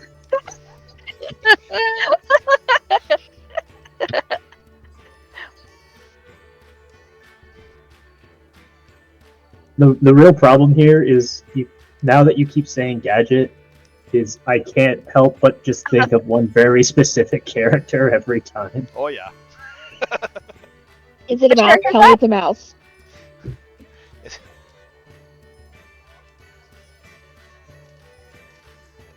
Oh yeah. Oh, I was thinking Inspector Gadget. Dude, I I was was thinking thinking of the character from too, Rescue Rangers. and now I'm thinking of the rescuers. yeah. No, that's definitely Rescue Rangers Gadget for sure. There we go. Hell That's yeah. awesome. I mean, if you gotta pick a character that gives us some Naruto vibes, That's a there you mood. go.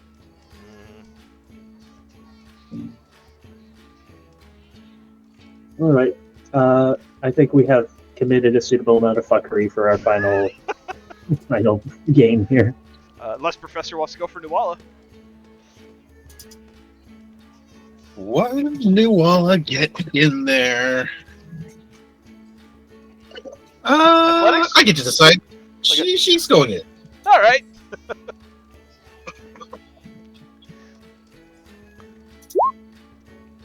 Leosh sees Nuala step into the pen, and she says, "You don't talk much. I'm gonna call you Chatty." She just looks at them blankly and she says, sometimes it's better to just say nothing and have people think you're stupid than to open your mouth and prove it. Oh, I didn't say you were stupid. I'm just saying you're quiet. She just looks at the pigs, doesn't really respond to that. All right. You ready, Chatty? Let's Yeah. do this. All right. Leosh chops her hand in the air to give you the signal to begin.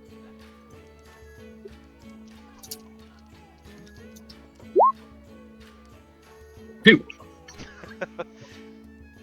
As Nuala goes after the first pig in the pen, it sees her coming from a mile away and scampers out of her grasp. She just kind of scrunches up her face, like, okay. And tries again.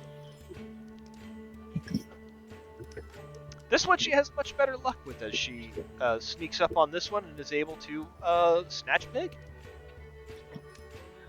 She, snatches it, but almost immediately lets it go. She's like, I got one. BT scratches his head, looks at Leosh and says, "Does that count?" Leosh kind of bobs her head one side to the other and says, Yeah, that counts. BT says, "All right," comes up to Nuala and gives her 5 golden roses for her efforts. 7 in total. She'll get back out of the mud and prestidigitation herself clean. Just say nothing. I vote Noella for MVP for instant dry cleaning after the Yeah, right. before we're about to go into the big, Oh, performance top. Sitting in the crowd, covered in mud, being our bad selves. hey, we know how to have fun. That's what that is. What did the goblins call Nuala? Chatty. Chatty. I was gonna call her. I was like, it's something with talking, and I did not catch it.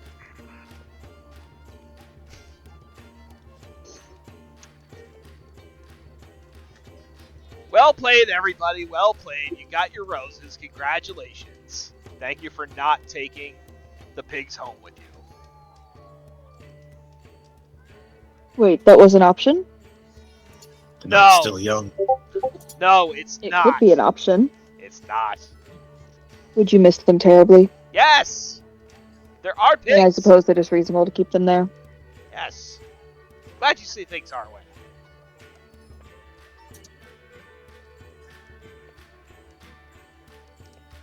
Yeah, it's great.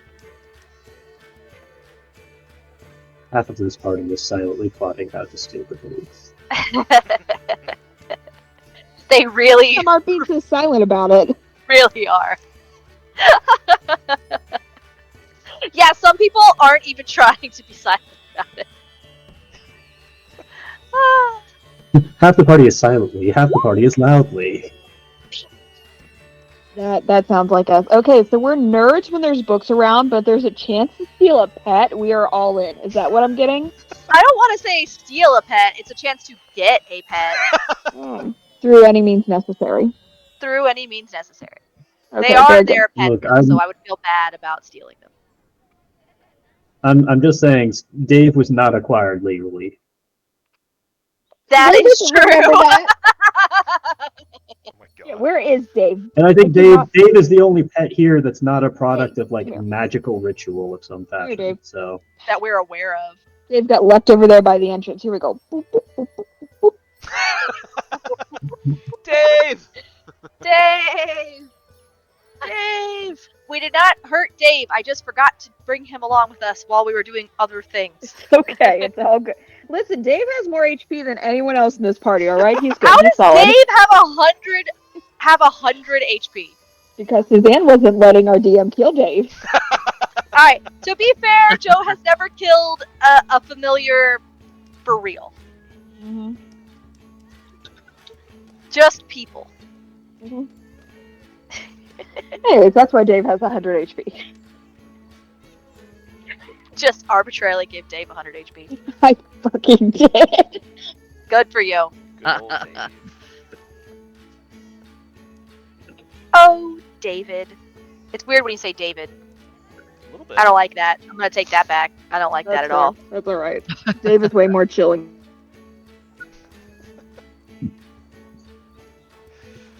So as the party wraps up, the last of them catching the pig, Leosh BT waves and says, "Well, it's been fun, gang. Enjoy the rest of the carnival. Come back and see us again, will ya?" Are you Okay. lonely? Well, no, we want you to keep coming back and having fun at our carnival. I see.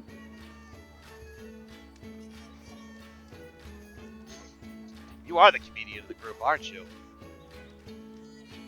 That is what they keep telling me. I'm sure. We do? The professor does excessively. Oh. Well, you're very funny. Hmm.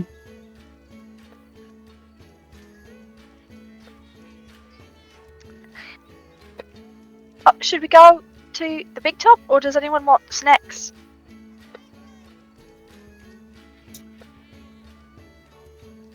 I say we get snacks after. I just have this feeling deep down in the subcockles that, What's a subcockle? right down here. And he kind of gestures to like just below his chest, like I'm just gonna In your feel stomach? it. Sure. You are making that up. I just have this feeling that we're not going to get a chance to really enjoy a snack in there. That Oh, part you I think so? believe.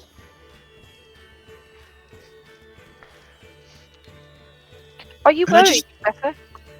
I've never seen you Worried? not eat before. Not worried about wasting food. Not worried about what's in there.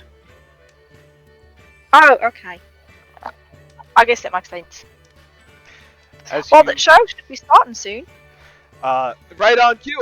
Almost as a Deus Ex Machina moment. There's a chorus of trumpets that go off, and a announcement comes over the carnival, and you hear a voice call out, "Come one, come all, to the big top show! The Great Gerardo's got a great one planned for you this evening. Show starts in 10 minutes." The professor just sort of raises his eyebrows and like, hey, that trumpets herald things that don't let you sit and enjoy your snacks. Nothing snack worthy ever comes with a trumpet. That's just unfortunate. Oh, that's kind of sad. Well, you know what? It's probably because of all the audience participation. Or you can't have snacks after you're doing magic. Also, if there's bears, the bears may try to eat the snacks. Oh, that's true. And if you have snacks, they're going to try to get to your pockets. Mm-hmm. That And seems that's quite not fair to dangerous. bear. Because bears shouldn't have people food. I think. I'm pretty sure. I've never met a bear. Couldn't tell you what they want to eat. Maybe we can ask the bear. After. I don't want to wrestle the bear. That would probably be wise. I'm gonna wrestle the bear. You're going to wrestle the bear? Why? That would be unwise. Why not? Well, I guess if it's a trained bear. And Yuki says maybe that's how he gets his exercise. Nothing worse than a pudgy bear. I guess. I mean, it's okay so long as the bear is okay with it. Are you going to ask it first? Well, I can't ask it. Maybe David can. David, can you talk to bears? The skull in your bag kind of lights up a bit. Says, I've never tried, Miss Jade. I don't think I can though. Oh, Don't no, really speak David bear. can't. Oh, I don't either. David can't speak to the bears. I speak a lot of languages, I but can't. bear's not one. Oh. Noriko, imagine do you that want to a lot sit of with me? What was that, Professor? No, go ahead. No, go ahead. Oh, he was just going to be a smartass. Like, I can't imagine a bear would have anything really exciting to say, like, I believe I have a rumbly in my tumbly. Well, then how would you... I mean, that's a good way to know if you're hungry. But not particularly interesting. While you guys, Also, I don't think it would be wise to wrestle a hungry bear. That's how you get your face bitten off. Correct. That is most unwise. while you guys talk, And Blake in Big Top, response. I'm going to take a quick 2-second bio break. So please continue. He's got Please a continue rumbly in bullshitting. his tumbly. I mean, that happens, man.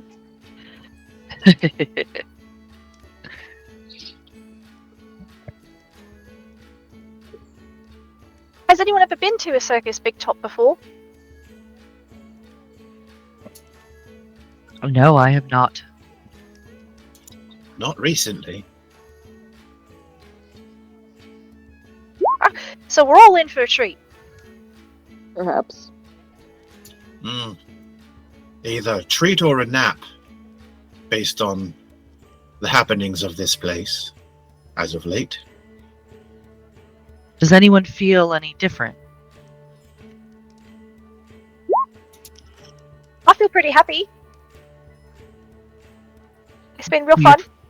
Do you feel tired or drained? No, I feel a little bit. I feel a little bit tired. After catching a pig. That's to be expected. Running around in mud will do that to you.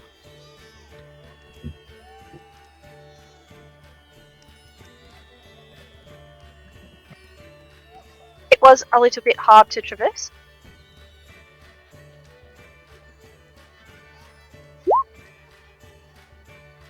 But it was good. I liked it. It was fun, and the pigs seem happy. And they're also getting their exercise, so that's nice.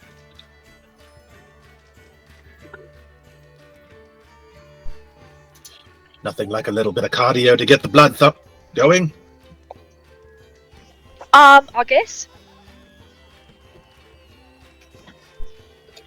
Sorry, give me like 30 more seconds. One of the cats just hurted on the carpet. Oh no! Oh Oh, no. baby! Ah, they're And they have hairballs sometimes. It's fine. Yeah, they do that.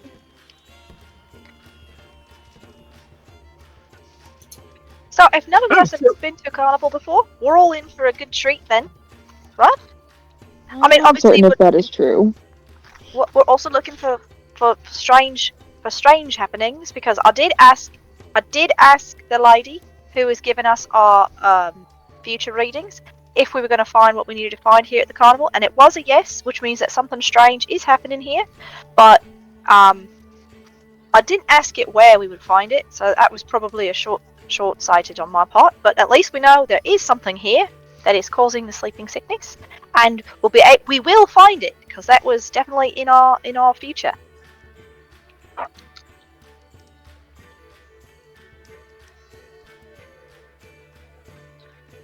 Well, let's hope we find it and don't become it. Maybe it's just like a sick person. You know? Oh, no. okay. I am back. Hey. Welcome back. All right. Welcome back. So, are you guys approaching and entering the big top? Yes. Yep. Yes. Very good. So, the roof of this tent reaches towards the sky in swooping peaks topped with spinning gold stars. Painted wooded panels on the tent walls whirl with colorful motion, displaying vibrant circus performances. The sound of music and laughter drifts out through the canvas door, and as you enter, you will enter amongst some other carnival goers that are beginning to take their seats around the arena.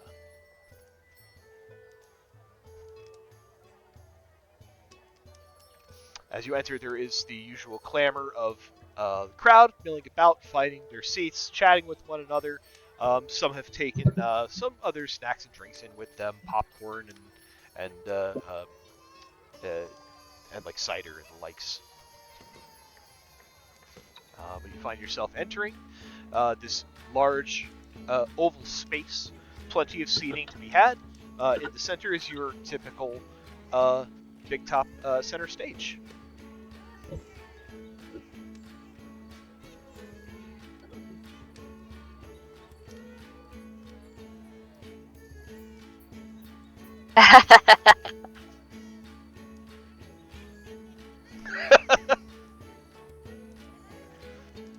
I recycle maps, okay? I do.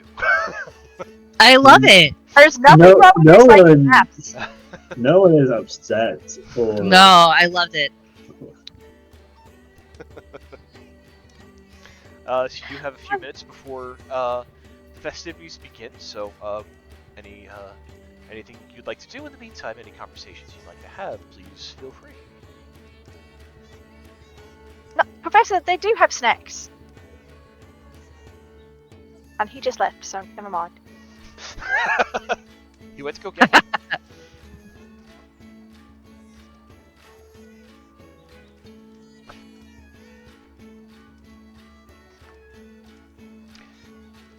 This place is interesting. It's all very colourful. The lights here are very bright, and the music is very loud. They are. It is very festive. It's a lot, but in a good way. Does that make sense? Mm-hmm. Oh, hello. She'll just like wave to the dwarf sitting next to Professor. He kind of smiles and greets you. He looks at you and says, "Oh, are you here to see the Great Gerardo?" Yeah. Have you been to the show before? We've never been to a carnival. Me, the first time. Oh, great! So we're all seeing it for the first time together. I've heard great things, though. Us too. Looking forward to seeing what he does. Yeah. After a few moments, the lights inside the tent begin to dim. A single spotlight shines on the center of the arena. And in the spotlight appears a fair-skinned man. He's tall, slender. He wears kind of a pinkish, purplish top hat. He wears some pretty extravagant accoutrements, fur coats, and other such showy garb.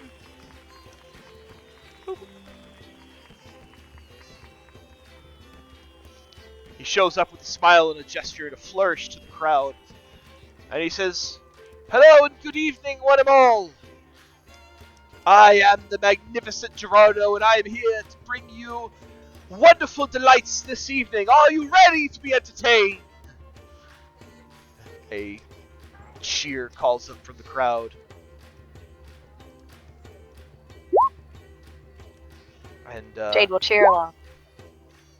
he looks out and he smiles. He does a little bit of a twirl to face every corner of the audience. And he says, "Welcome, welcome to the big top here at the carnival at the Rose Coast. Our first act this evening, two wonderful, wily wizards are going to dazzle you with their display of fire and ice." And he takes a step back. Two more spotlights shine down in the center of the arena, showing off these two. You see, there is a human male dressed almost a lot like Jade with a big, wide-brimmed hat. He's got kind of a cowl tied around his neck, and he's got long, flowing robes all about him. Standing opposite to him is a bluish, purplish tiefling with some nice kind of floral decorations painted across her horns. As you see, she wears a gold, glittering, shimmering robe. As they prepare some flourishes to the crowd, the human starts shooting off puffs of fire and smoke that billow up to the top of the big top. In the crowd, you can feel the heat coming off of these bursts of flame as they are expertly controlled by this wizard. Meanwhile, on the other hand, you see this tiefling is dragging her hands in the air, leaving ice trails behind her hands, where she puffs up snowballs that also kind of follow up to the ceiling of the big top. And then, after a bit of flourish and a bit of time casting these spells, they begin to face each other, and they start to hurl fireballs, snowballs at each other that meet in the center and dissipate in a show of steam and melting water. Kind of seeps into the ground and evaporates almost as quickly. After a few moments of trading these volleys back and forth, the snowballs, the fireballs, just start to turn into more of beams of fire and ice that meet each other in the center of the arena. And as they meet, you can feel the heat and the cold meet each other. They evaporate wherever they meet. There are sparks of color that explode throughout the air as the beams get more intense. You can feel the heat on one side, you can feel the ice on the other side. Your hair at the back of your neck stands on end with the amount of magic being thrown about. These beams grow in intensity and width until there is a loud pop and explosion in the center. The big top fills with a white light for a brief second, and then begins to snow inside the arena. The two wizards turn to the crowd. They give a bit of a flourish to much applause, and they bow as a dusting of snow starts to cover the arena.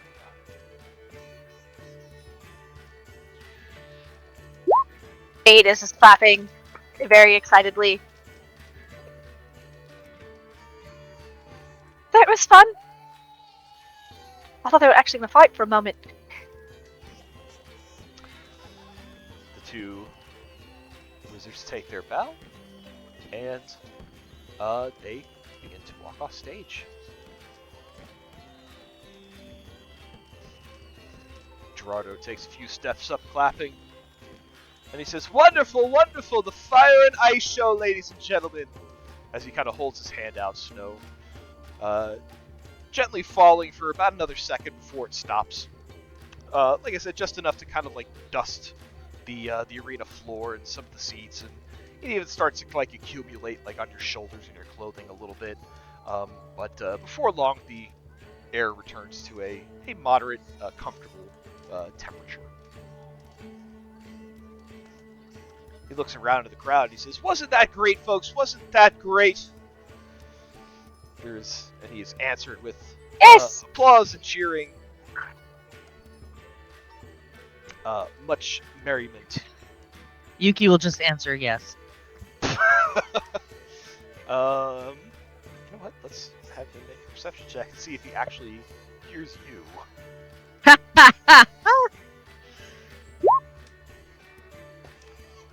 He can't make you out from the crowd. Whew. His class says, "Yes, yes, wonderful, wonderful. Now, for our second act." He motions to the back of the tent where the staff area is, and he says, "Brutus, won't you come join us?" Lumbering out from the back area of the tent is a brown bear.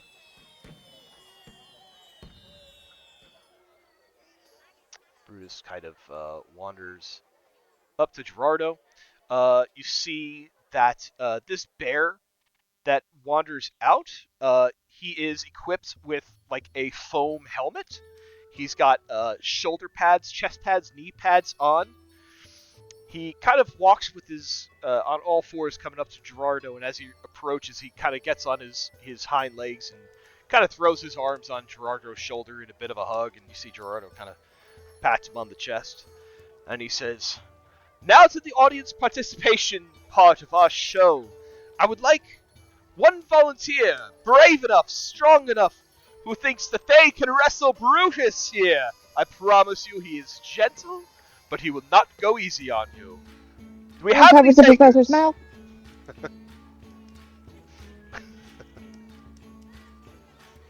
Sorry, Joe. Didn't mean to interrupt. I No, just that's need okay. that up. That's okay. Gerardo looks around the crowd. He says, "Do we have any takers? Anybody at all brave enough, strong enough to face Brutus the bear?"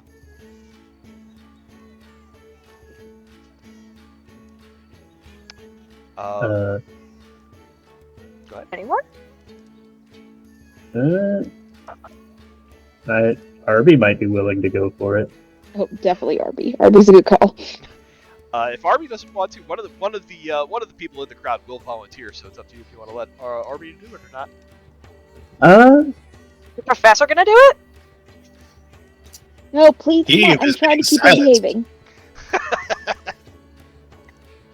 I mean, he's Keep him allowed. behaving.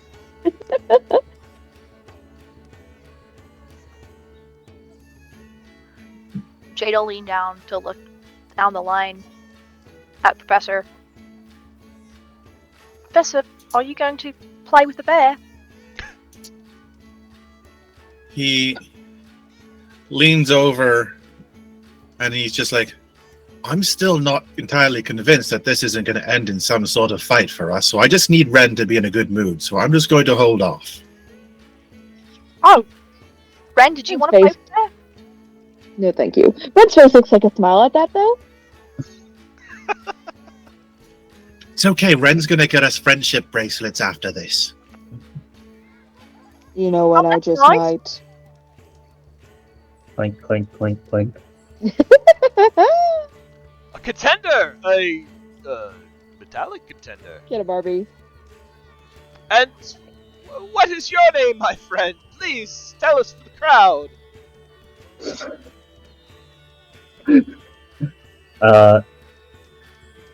Arby is a bit stuck for a moment, but then proceeds to take out his shield and slam it down on the ground, where it has a very prominent emblem of the Mystic Mechanicus on it, because we did face painting earlier.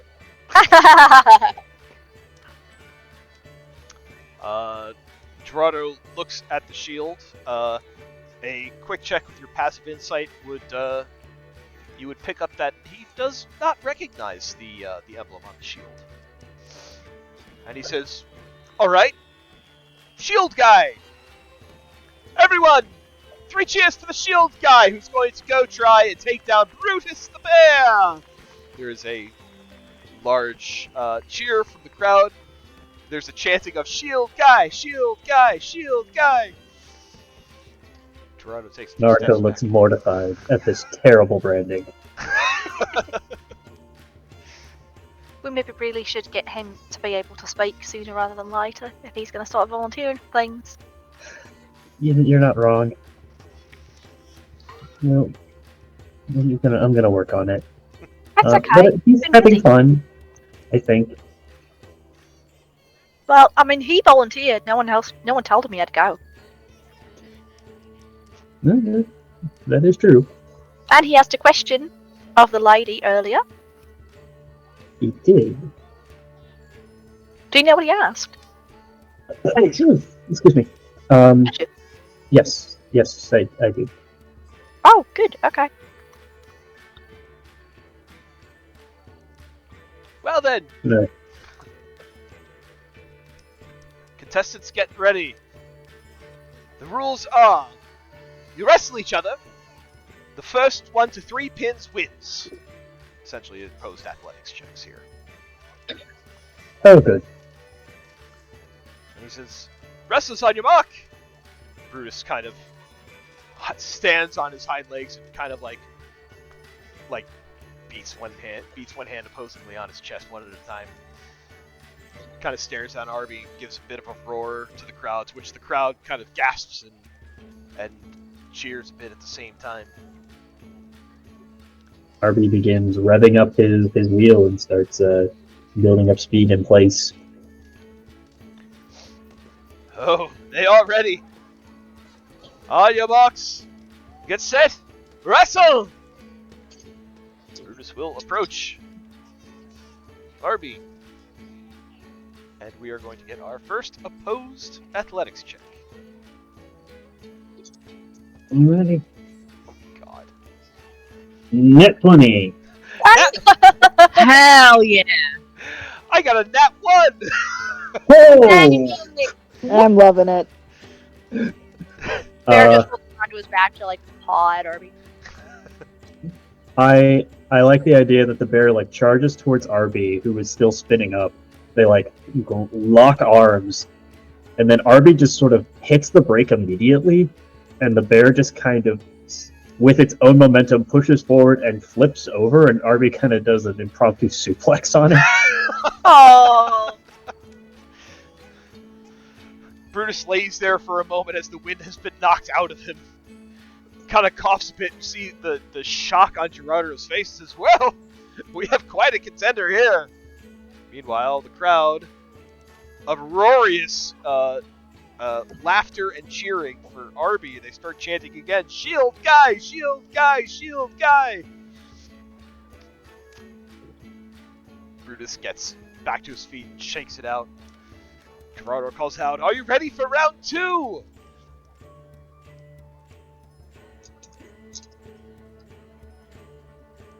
Brutus, again, kind of like pounds a fist on one of his pads. Alright. Arby will take the initiative this time and spin into Brutus with a 17. Oh. This one, a total of 10. Another point to Arby. Brutus is having a bad night with the dice. Oh yeah.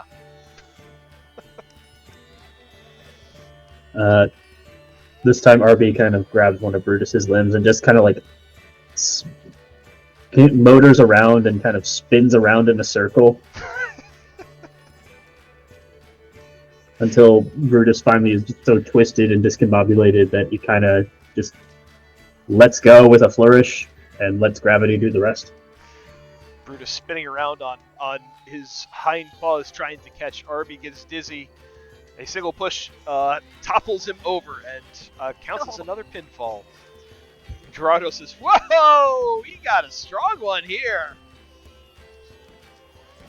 The crowd once again cheers and starts chanting, "Shield guy, shield guy."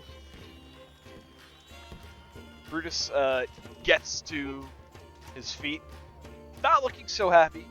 Looks at Arby and just kind of roars in Arby's direction. Gerardo calls out, "Oh, looks like our bear's not happy with this. Looks like we got a last chance for him." Mhm. It's first to 3 pins, right? Correct. Okay, the dice just decided Arby's great today. That's another net 20. Damn, Brutus Hell actually did well yeah. on this one. This was a dirty 20. Oh, I do have a +4 to go on top of that. Yeah, you got it. Okay. How's this one look? I don't know. I was expecting this to hurt more. I think for the last one, RB does not get fancy with it. His mission has been programmed.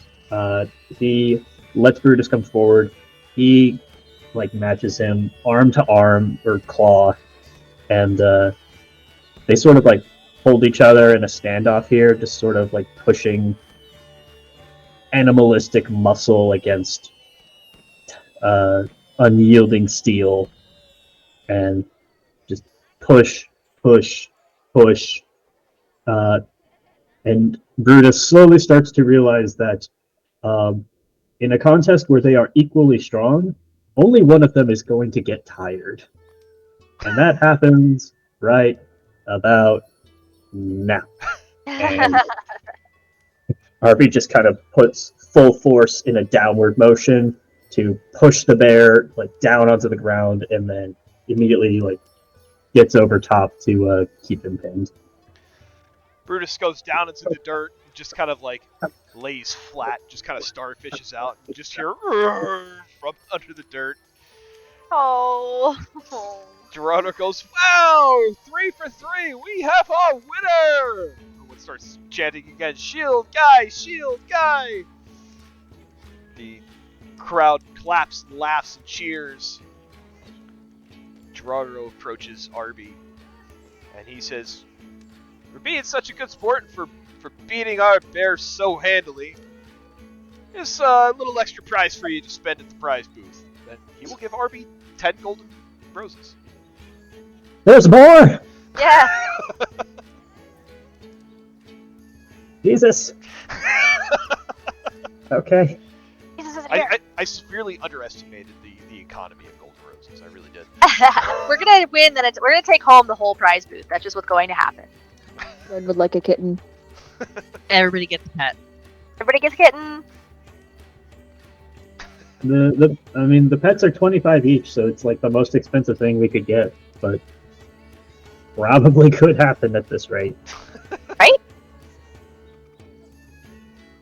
Okay. RB, stage name Shield Guy, Shield guy. will proceed to give the audience a hearty thumbs up, and will also extend a sportsmanlike hand to Brutus to help him back up. Brutus kind of looks up and just kind of grumps. You see he takes Arby's help to get back on his hind legs. Approaches Arby, putting his front arms around Arby and kind of gives him quite literally a bear hug. Oh. Gerardo looks around the crowd and says, "What a good sport these guys are. Let's hear it again. Let's give them another hand." The crowd again Yay! cheering and chanting once more.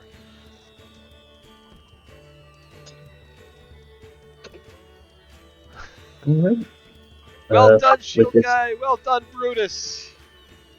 That wasn't as bad as I thought it would be. Narco is just kind of smiling, I don't think I programmed him to do that. He's getting better. I think he's learning. Oh, definitely. Oh, good. That means he's alive. It's one of the criteria. I also, he's kind of programmed to, you know, take deep satisfaction in fulfilling his primary function, and I did kind of mention to him that I wanted to get a lot of tokens and win the games. So he is motivated, if nothing else. Oh, that's nice. He wants to win the game for you. Yeah, he legitimately does not care about the prizes. He just wants the satisfaction of completing the task. Are you sure? Maybe he wants a kitten. I mean, I'll ask. We'll see. Oh, he's coming back. Yay! Good job, shield guy. Brutus gives another wave to the crowd as he wanders off back to the behind stage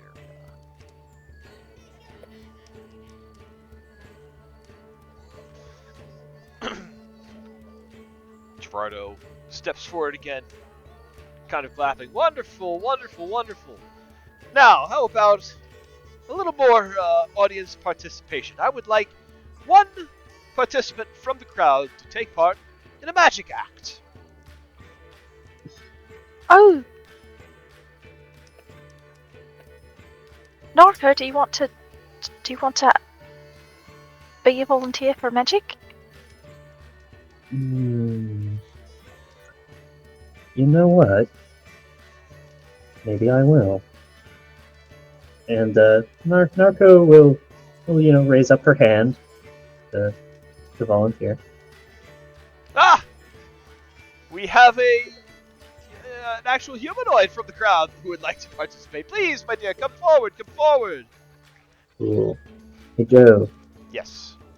I'm gonna tap my amulet so I can put up detect thoughts as I start getting closer and into range of Mr. Gerardo here. Okay. The service thoughts that you get off of Gerardo are very much like what you would get from any stage performer in the middle of a performance. Like, all right, I have to hit this mark, I have to go here. This is, as you approach, he looks at you and he says, okay, this is the part of the show where I make somebody disappear. Yes, and it's more than just an invisibility spell. Right, okay. He's kind of like hyping himself up, like kind of reminding himself what he has to do. Interesting. Am I picking up any thoughts around from creatures who maybe I cannot see or that strike me as odd? Within your area, no. No other creatures ping on your detect thoughts. Yeah.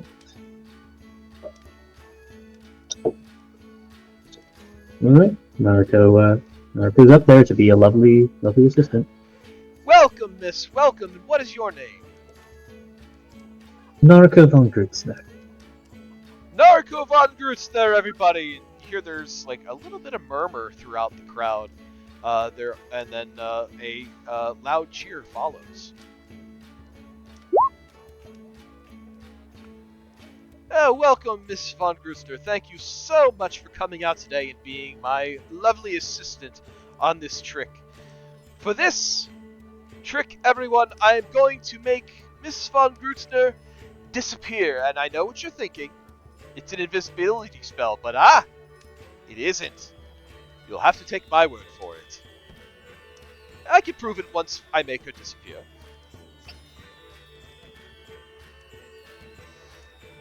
There's kind of, again, another murmur through the crowd, and a little bit of like, yeah, okay, it's definitely just an invisibility spell. Kind of. I like how in the world of D&D, it's more impressive to be good at actual stagecraft than it is to be a fucking wizard. Yeah. Right? Naruto can appreciate that. She tries to do as much possible with just mechanics outside of magic. So. Miss von Grutzner, are you ready to disappear? Oh, but I've only just arrived. Jade laughs Sorry, very loudly. I didn't catch what you said. Can you repeat that? Naruto says, well, a little disappointing. I've only just arrived. Oh, you'll come back. I assure you. You won't be gone for long. Naruto smiles, keeps on scanning thoughts for anything interesting or amiss. More just kind of this guy is just kind of focused on his stagecraft right now. Is what you get. He takes out a magic wand, which is 100% a stage magician's wand. The typical like black stick with like the white tips on it. Mhm. And he kind of waves it over your head. And he says, 1, 2, Kalamazoo! And he taps you on the head with the wand. And the rest of you in the crowd see Naruko disappear from her spot. And he says, Oh my gosh! not just invisibility, folks, I assure you. And he begins to walk in the spot that Naruko was in and kind of like does a little bit of dance and twirl around, and his arms are kind of like flailing around. If she were actually in that spot, like she would definitely be getting hit. But there does not seem to be anything impeding his movement.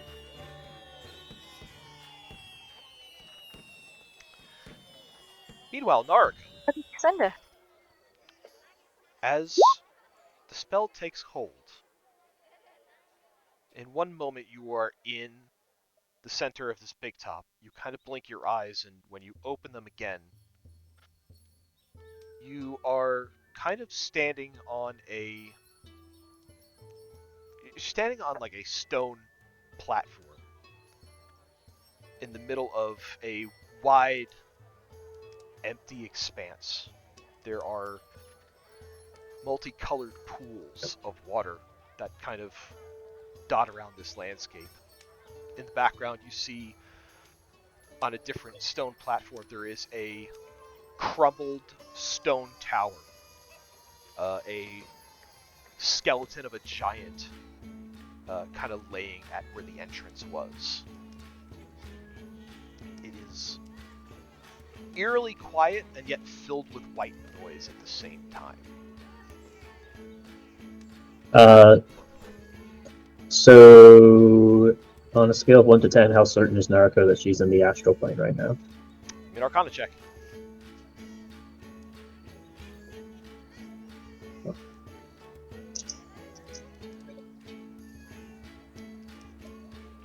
Okay. That is not a great roll, so that is a 21. Not a great roll of 21. That is a 7. Wow. Remember, I roll an extra 2d4 on top of my plus 8, so Narco, this definitely fits the description of the astral plane. okay. So my suspicion would be I have been hit with a plane shift spell. It's possible. It is one of the things that could do that. Gotcha. So I am not going to jump into any of those colored pools because those are portals to other planes. And I would not like to lose Naruko this quickly. Because that's how you make a new character.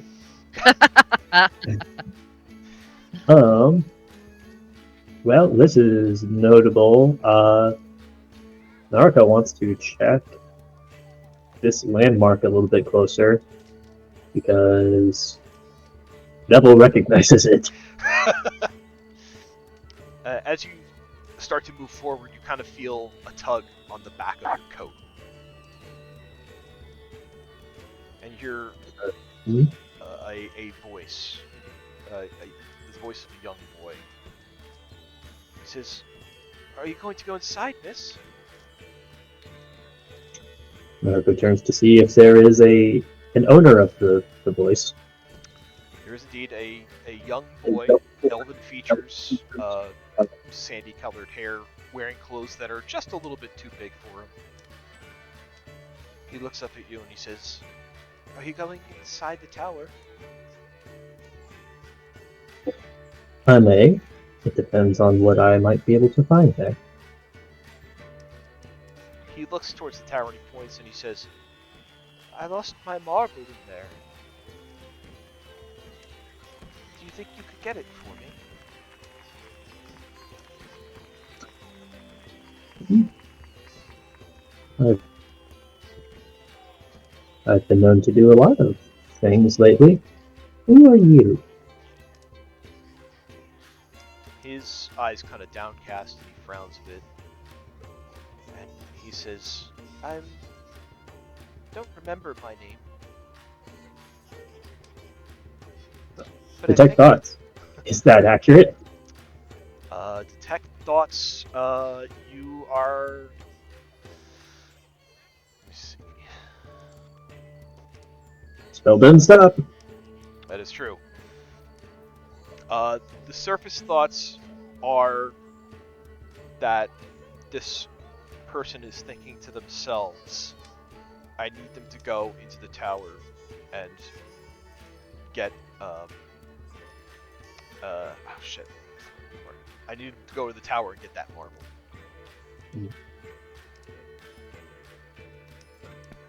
And what does your marble do? I think it'll help me remember.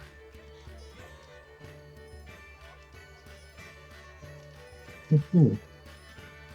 Do you know a fellow by the name of Gerardo, by chance? The boy frowns and shakes his head and says, "No." No. Do you know what is in the tower besides your marble? Kind of makes face and says, "Rocks." Helpful. Do you live here? He gestures to the expanse of the astral plane. He goes to open his mouth to answer, and as you blink, you find yourself back in the arena. To a loud applause, to the cheers in the circus here, Gerardo clapping and says, "And she has returned! Welcome back, Miss Von Grooster." Oh, that's such a tease. Naruto looks over at Gerardo. She's hiding. She's very disappointed that all he did was just cast a higher level magic with invisibility and didn't actually do a trick.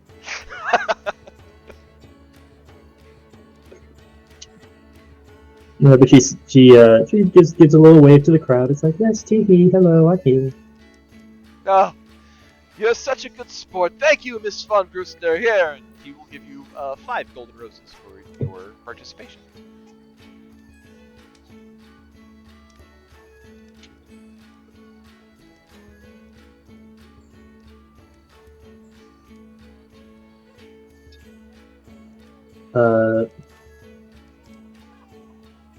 Naruto, as she starts heading back to her seat, is going to make use of the message cantrip to send a message to Gerardo.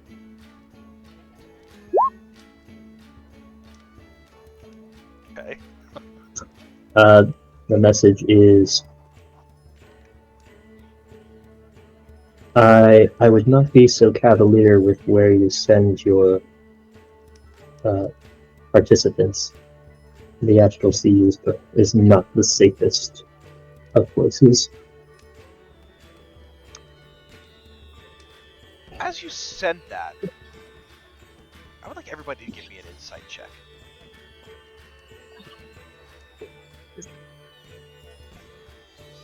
Damn it! I rolled 2 nat 20s moments ago.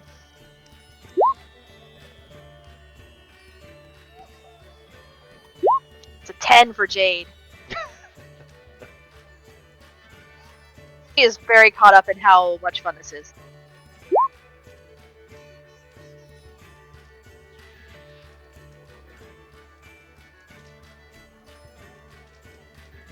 Narco? Insight total is 21. So Yuki, Ren, and Naruko will pick up that as Naruko sends this message, to Gerardo. He tries to hide it under the mask of a showman, but you catch that little twinge, that little twitch in some of his facial muscles that he kind of that he's like a little bit disturbed by the message that he received.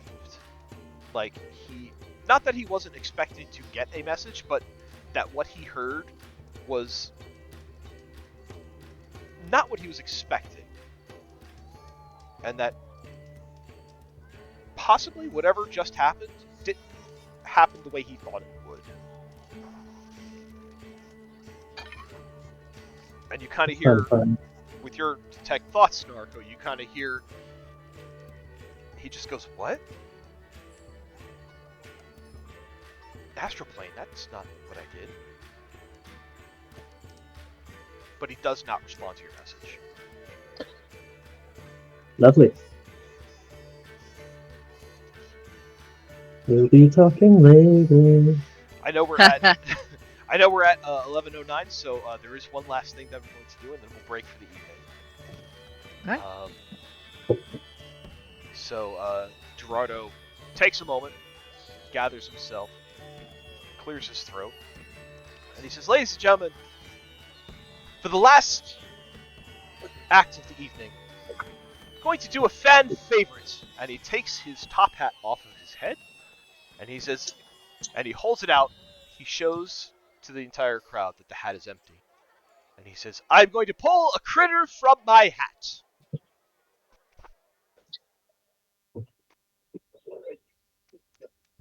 The crowd, again, kind of looks at each other. They clap. They're kind of interested to see what he's going to do. Again, showing that the inside of the hat is empty. Then he twists it in to face himself so that the inside of the hat is blocked by his body. And he says, "Are you all ready?" There's another cheer from the crowd. He makes a big show of holding his arm out, pulling his sleeve back to show that there is nothing under his sleeve, nothing on his arm. And he makes a big grand gesture of plunging his arm into the hat. There's a bit of chatter from the crowd. Everyone leans forward a bit as he begins to fish around. And it takes a few moments, and it almost becomes apparent that he might not actually have anything for this. He kind of looks around. He's got a nervous smile. There's a bit of sweat kind of beading on his brow as he kind of laughs, and he says, "Sometimes these suckers, they like to be a little bit difficult. Happens every once in a while. But I promise you, I'm going to pull out something great, something you've never seen before."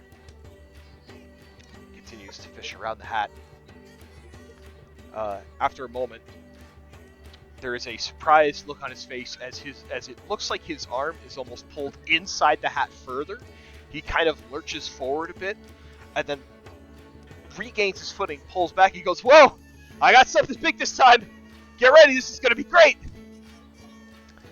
He tugs back on his arm, and as he does, the hat begins to bulge outward and grow, and you can see, almost looks like something inside is rummaging around trying to get out. And Gerardo kind of laughs nervously, looks around. He's, "Oh, all part of the show, fellas! All part of the show! This is gonna be a big one! You're gonna love it!" He seems to wrestle with whatever is inside this hat, and he's fighting for a minute or two, until all at once the hat expands and begins to glow with a bright white light. It expands until it completely kind of explodes. There is a shock of light. And then coming out of the hat, suddenly appearing next to Gerardo, is a large dragon with multiple heads. Oh! Oh no. Gerardo kind of blinks, takes a step back, and he goes, "Ta-da! And you see the crowd starts kind of like looking around, like kind of nervously. And he goes, "No, it's all part of the show. I promise, it's part of the show." He turns back to the dragon. He goes, "It's part of the show." As the dragon, He's within detect thoughts range. I don't this think is not that's part of the show. Put it back. I don't think that's part of the show. Naruko is grabbing her gear. It is not part of the show. The dragon rears down one of its heads, roars in Gerardo's direction. You can see magic beginning to well up behind its eyes and in its throat. And Naruko is running forward and pushing Gerardo out of the way. Gerardo turns, sees you running, and says, "We should probably leave." As you push him out of the way, the dragon takes a step forward at you, Naruko, kind of squares up. Looks none too friendly. And we are going to roll initiative. And that's where we're going to end for the evening. Woo! Naruko realizes too late. Fuck, I'm not supposed to be in the front. Nope. Don't be a hero. I didn't want this asshole to die before he can tell us what the fuck he did. Okay, point. Valid. It's a famous last words. It's okay, guys. I have absorb elements. Yeah. You The can certainly hell try. is this thing? A problem. Yeah, Well, facts.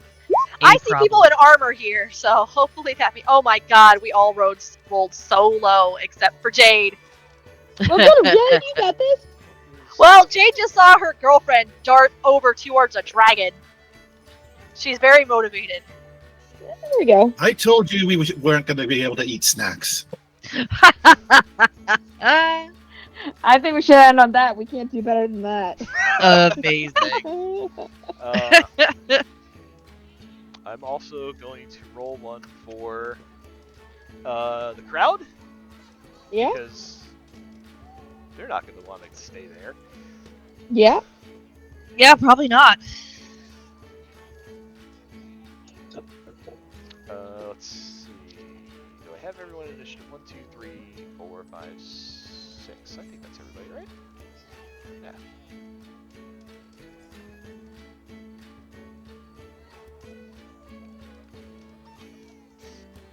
Is RB an Every initiative? single one no, of he my goes- rolls tonight were under 10.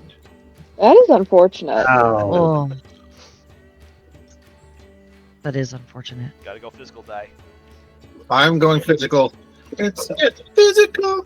Physical. Mixation with physical. I would like to thank my dice I got as a gift for Christmas. They have been very, very kind to me this evening. Woo! Quite a few nat Mhm. 20s. Yeah, there are a lot of nat 20s. That was awesome. I think it's just the two. But yeah, it was great. And then of course I used the digital to like do the initiative and it fucked me. That's a thing. It is a thing. Good stuff. Good session. Yeah. Hell yeah. Nominations for this evening. RB for taking down a bear. Hell Harvey yeah. did take down a bear very handily, I might add.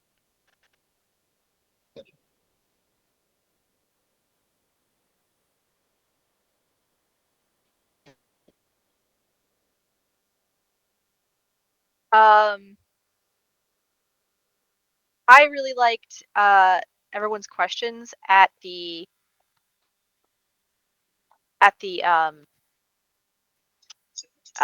arcane reader. I thought that was very fun.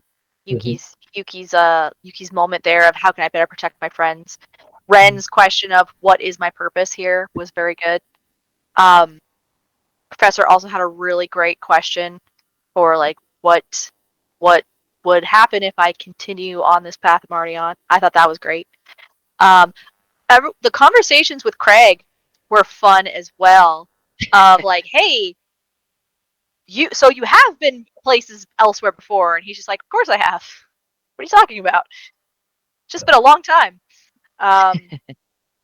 So initiating those conversations was also good. I enjoyed both Jenna's interpretation of Ren and Mars's interpretation of Nuala. Yeah. Yeah, there was. Nuala was really great. Nuala was really great. I feel like perhaps the words that they would have chosen would have been slightly different, but you nailed down their general Vibe. delivery and cadence. I don't know, the plain yes by Nuala. That was pretty spot on. Pretty. Oh, it was pretty on point there. Oh, Ren's whole like command to get the pig Oh my to like god, Mhm. blow a spell to win a game. that was so good. Very fun. So I definitely think Ren for sure. Ren You already has Yuki, two, but thanks for the acknowledgement. Ah. Yuki bluntly saying to yes, bow down to the princess. Oh, that one Yes. was good. She was not taking anybody's stuff today. Oh my gosh. She's still spicy from Zigzag. Is there anybody that doesn't have two inspirations at this point? I don't have any. Oh really? I I Yeah. only have one. I also only have one.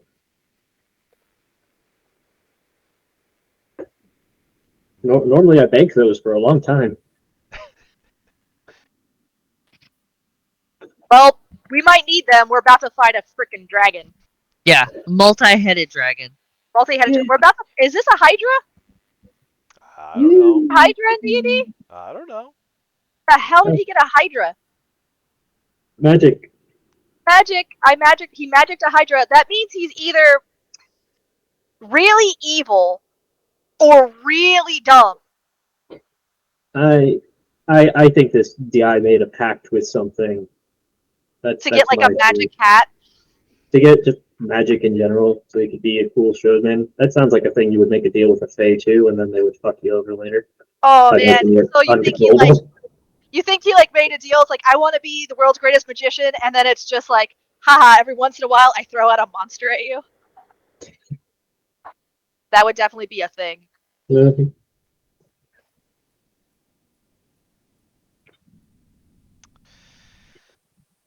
That was good though. Yeah. Um yeah, I definitely like Yuki for take no shit.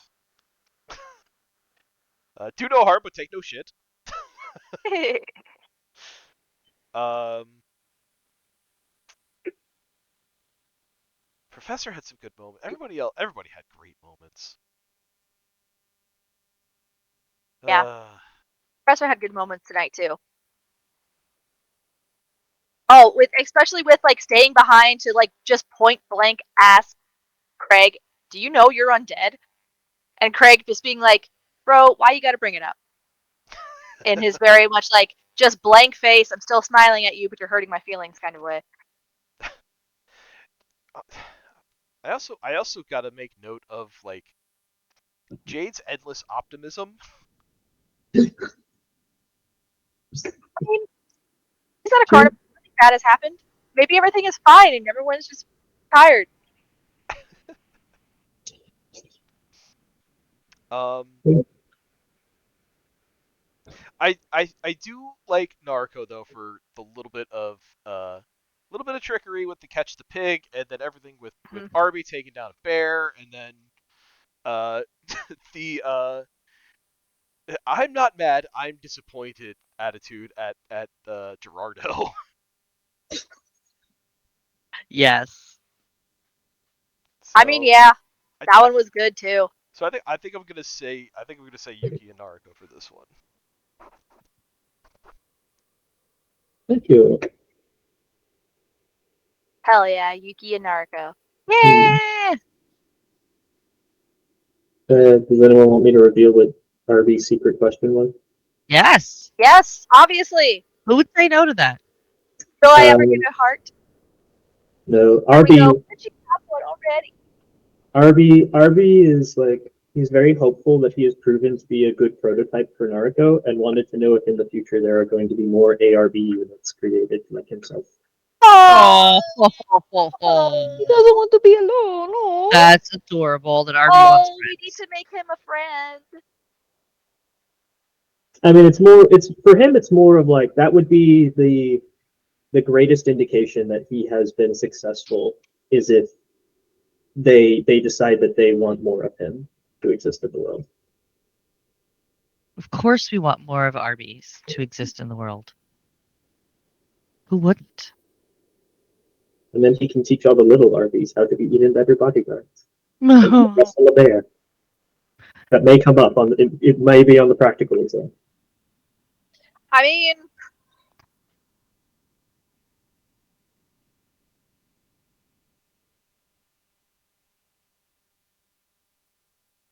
title of this session is Magic and Mayhem, by the way.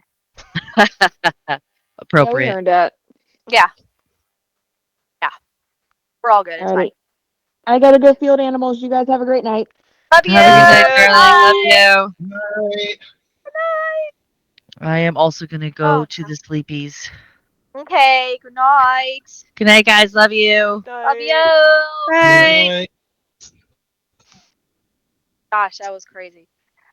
He pulled a dragon out of his hat. You're supposed to pull like a rabbit. Yes, he was very surprised. You see, that's his problem is that when he announced what he was going to do, he was not specific enough on what he was going to pull out of the hat. So Yeah. therefore, uh, the powers that be had free reign to make anything that could fall under the definition of a critter come out. Yeah, his thing was, I'm gonna pull out something you've never seen before.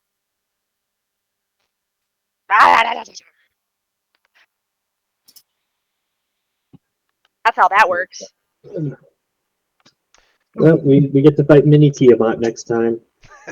Oh god. Level 4. Oh god. Running away is an appropriate response. We don't do that. We don't do No, that. we don't. Of course we don't. I said it and it was like, we're not doing that. We're not doing that. Someone else will have to fight it then. Anyway, we don't do that. Right? Speaking of running away, I have to go. Okay. Okay. Love you guys. Love See you later. Good night. Bye. Hope you feel Bye. better. Thank you. So, Yeah, I got fucking work tomorrow, so I probably shouldn't stay on either. That works. okay. Yes. But loads of fun. Carnival's been a blast. Yes. Thank you, Lou. Uh, How much fun we're gonna die. Oh, we are. We're not gonna die. We're not. We're again, unfortunately, not going to be here for Sunday. So. Yeah. Well, it's just because it's New Year's cool. Eve. Yeah. I think we already said that before, but I think I forgot about that. So I will need to remember to poll to see who would be on for that, or who wouldn't, to see if I'll need to run a one shot. I do not have a one shot ready, so This should be the last week of schedule fuckery though. Everything should go back to usual after this weekend. cool. All right. Well, I need to take medicine and sleep, so I will do that tomorrow. Thank you very much. feel Love you better. all. Bye. We love you. Good night. No, it's Bye. not feel better medicine. It's go to Go to sleep sleep medicine. medicine. Ah, That yes. also is fine. Right. Oh, Rocket. Rocket. Rocket loves you. Rocket. Stop. He loves you. I gotta feed them. I'm still recording. Oh. I didn't expect everyone to jump off right away. So what did we learn tonight? We learned that maybe when magic guys offer to pull something out of a hat for you, maybe you should vet them first.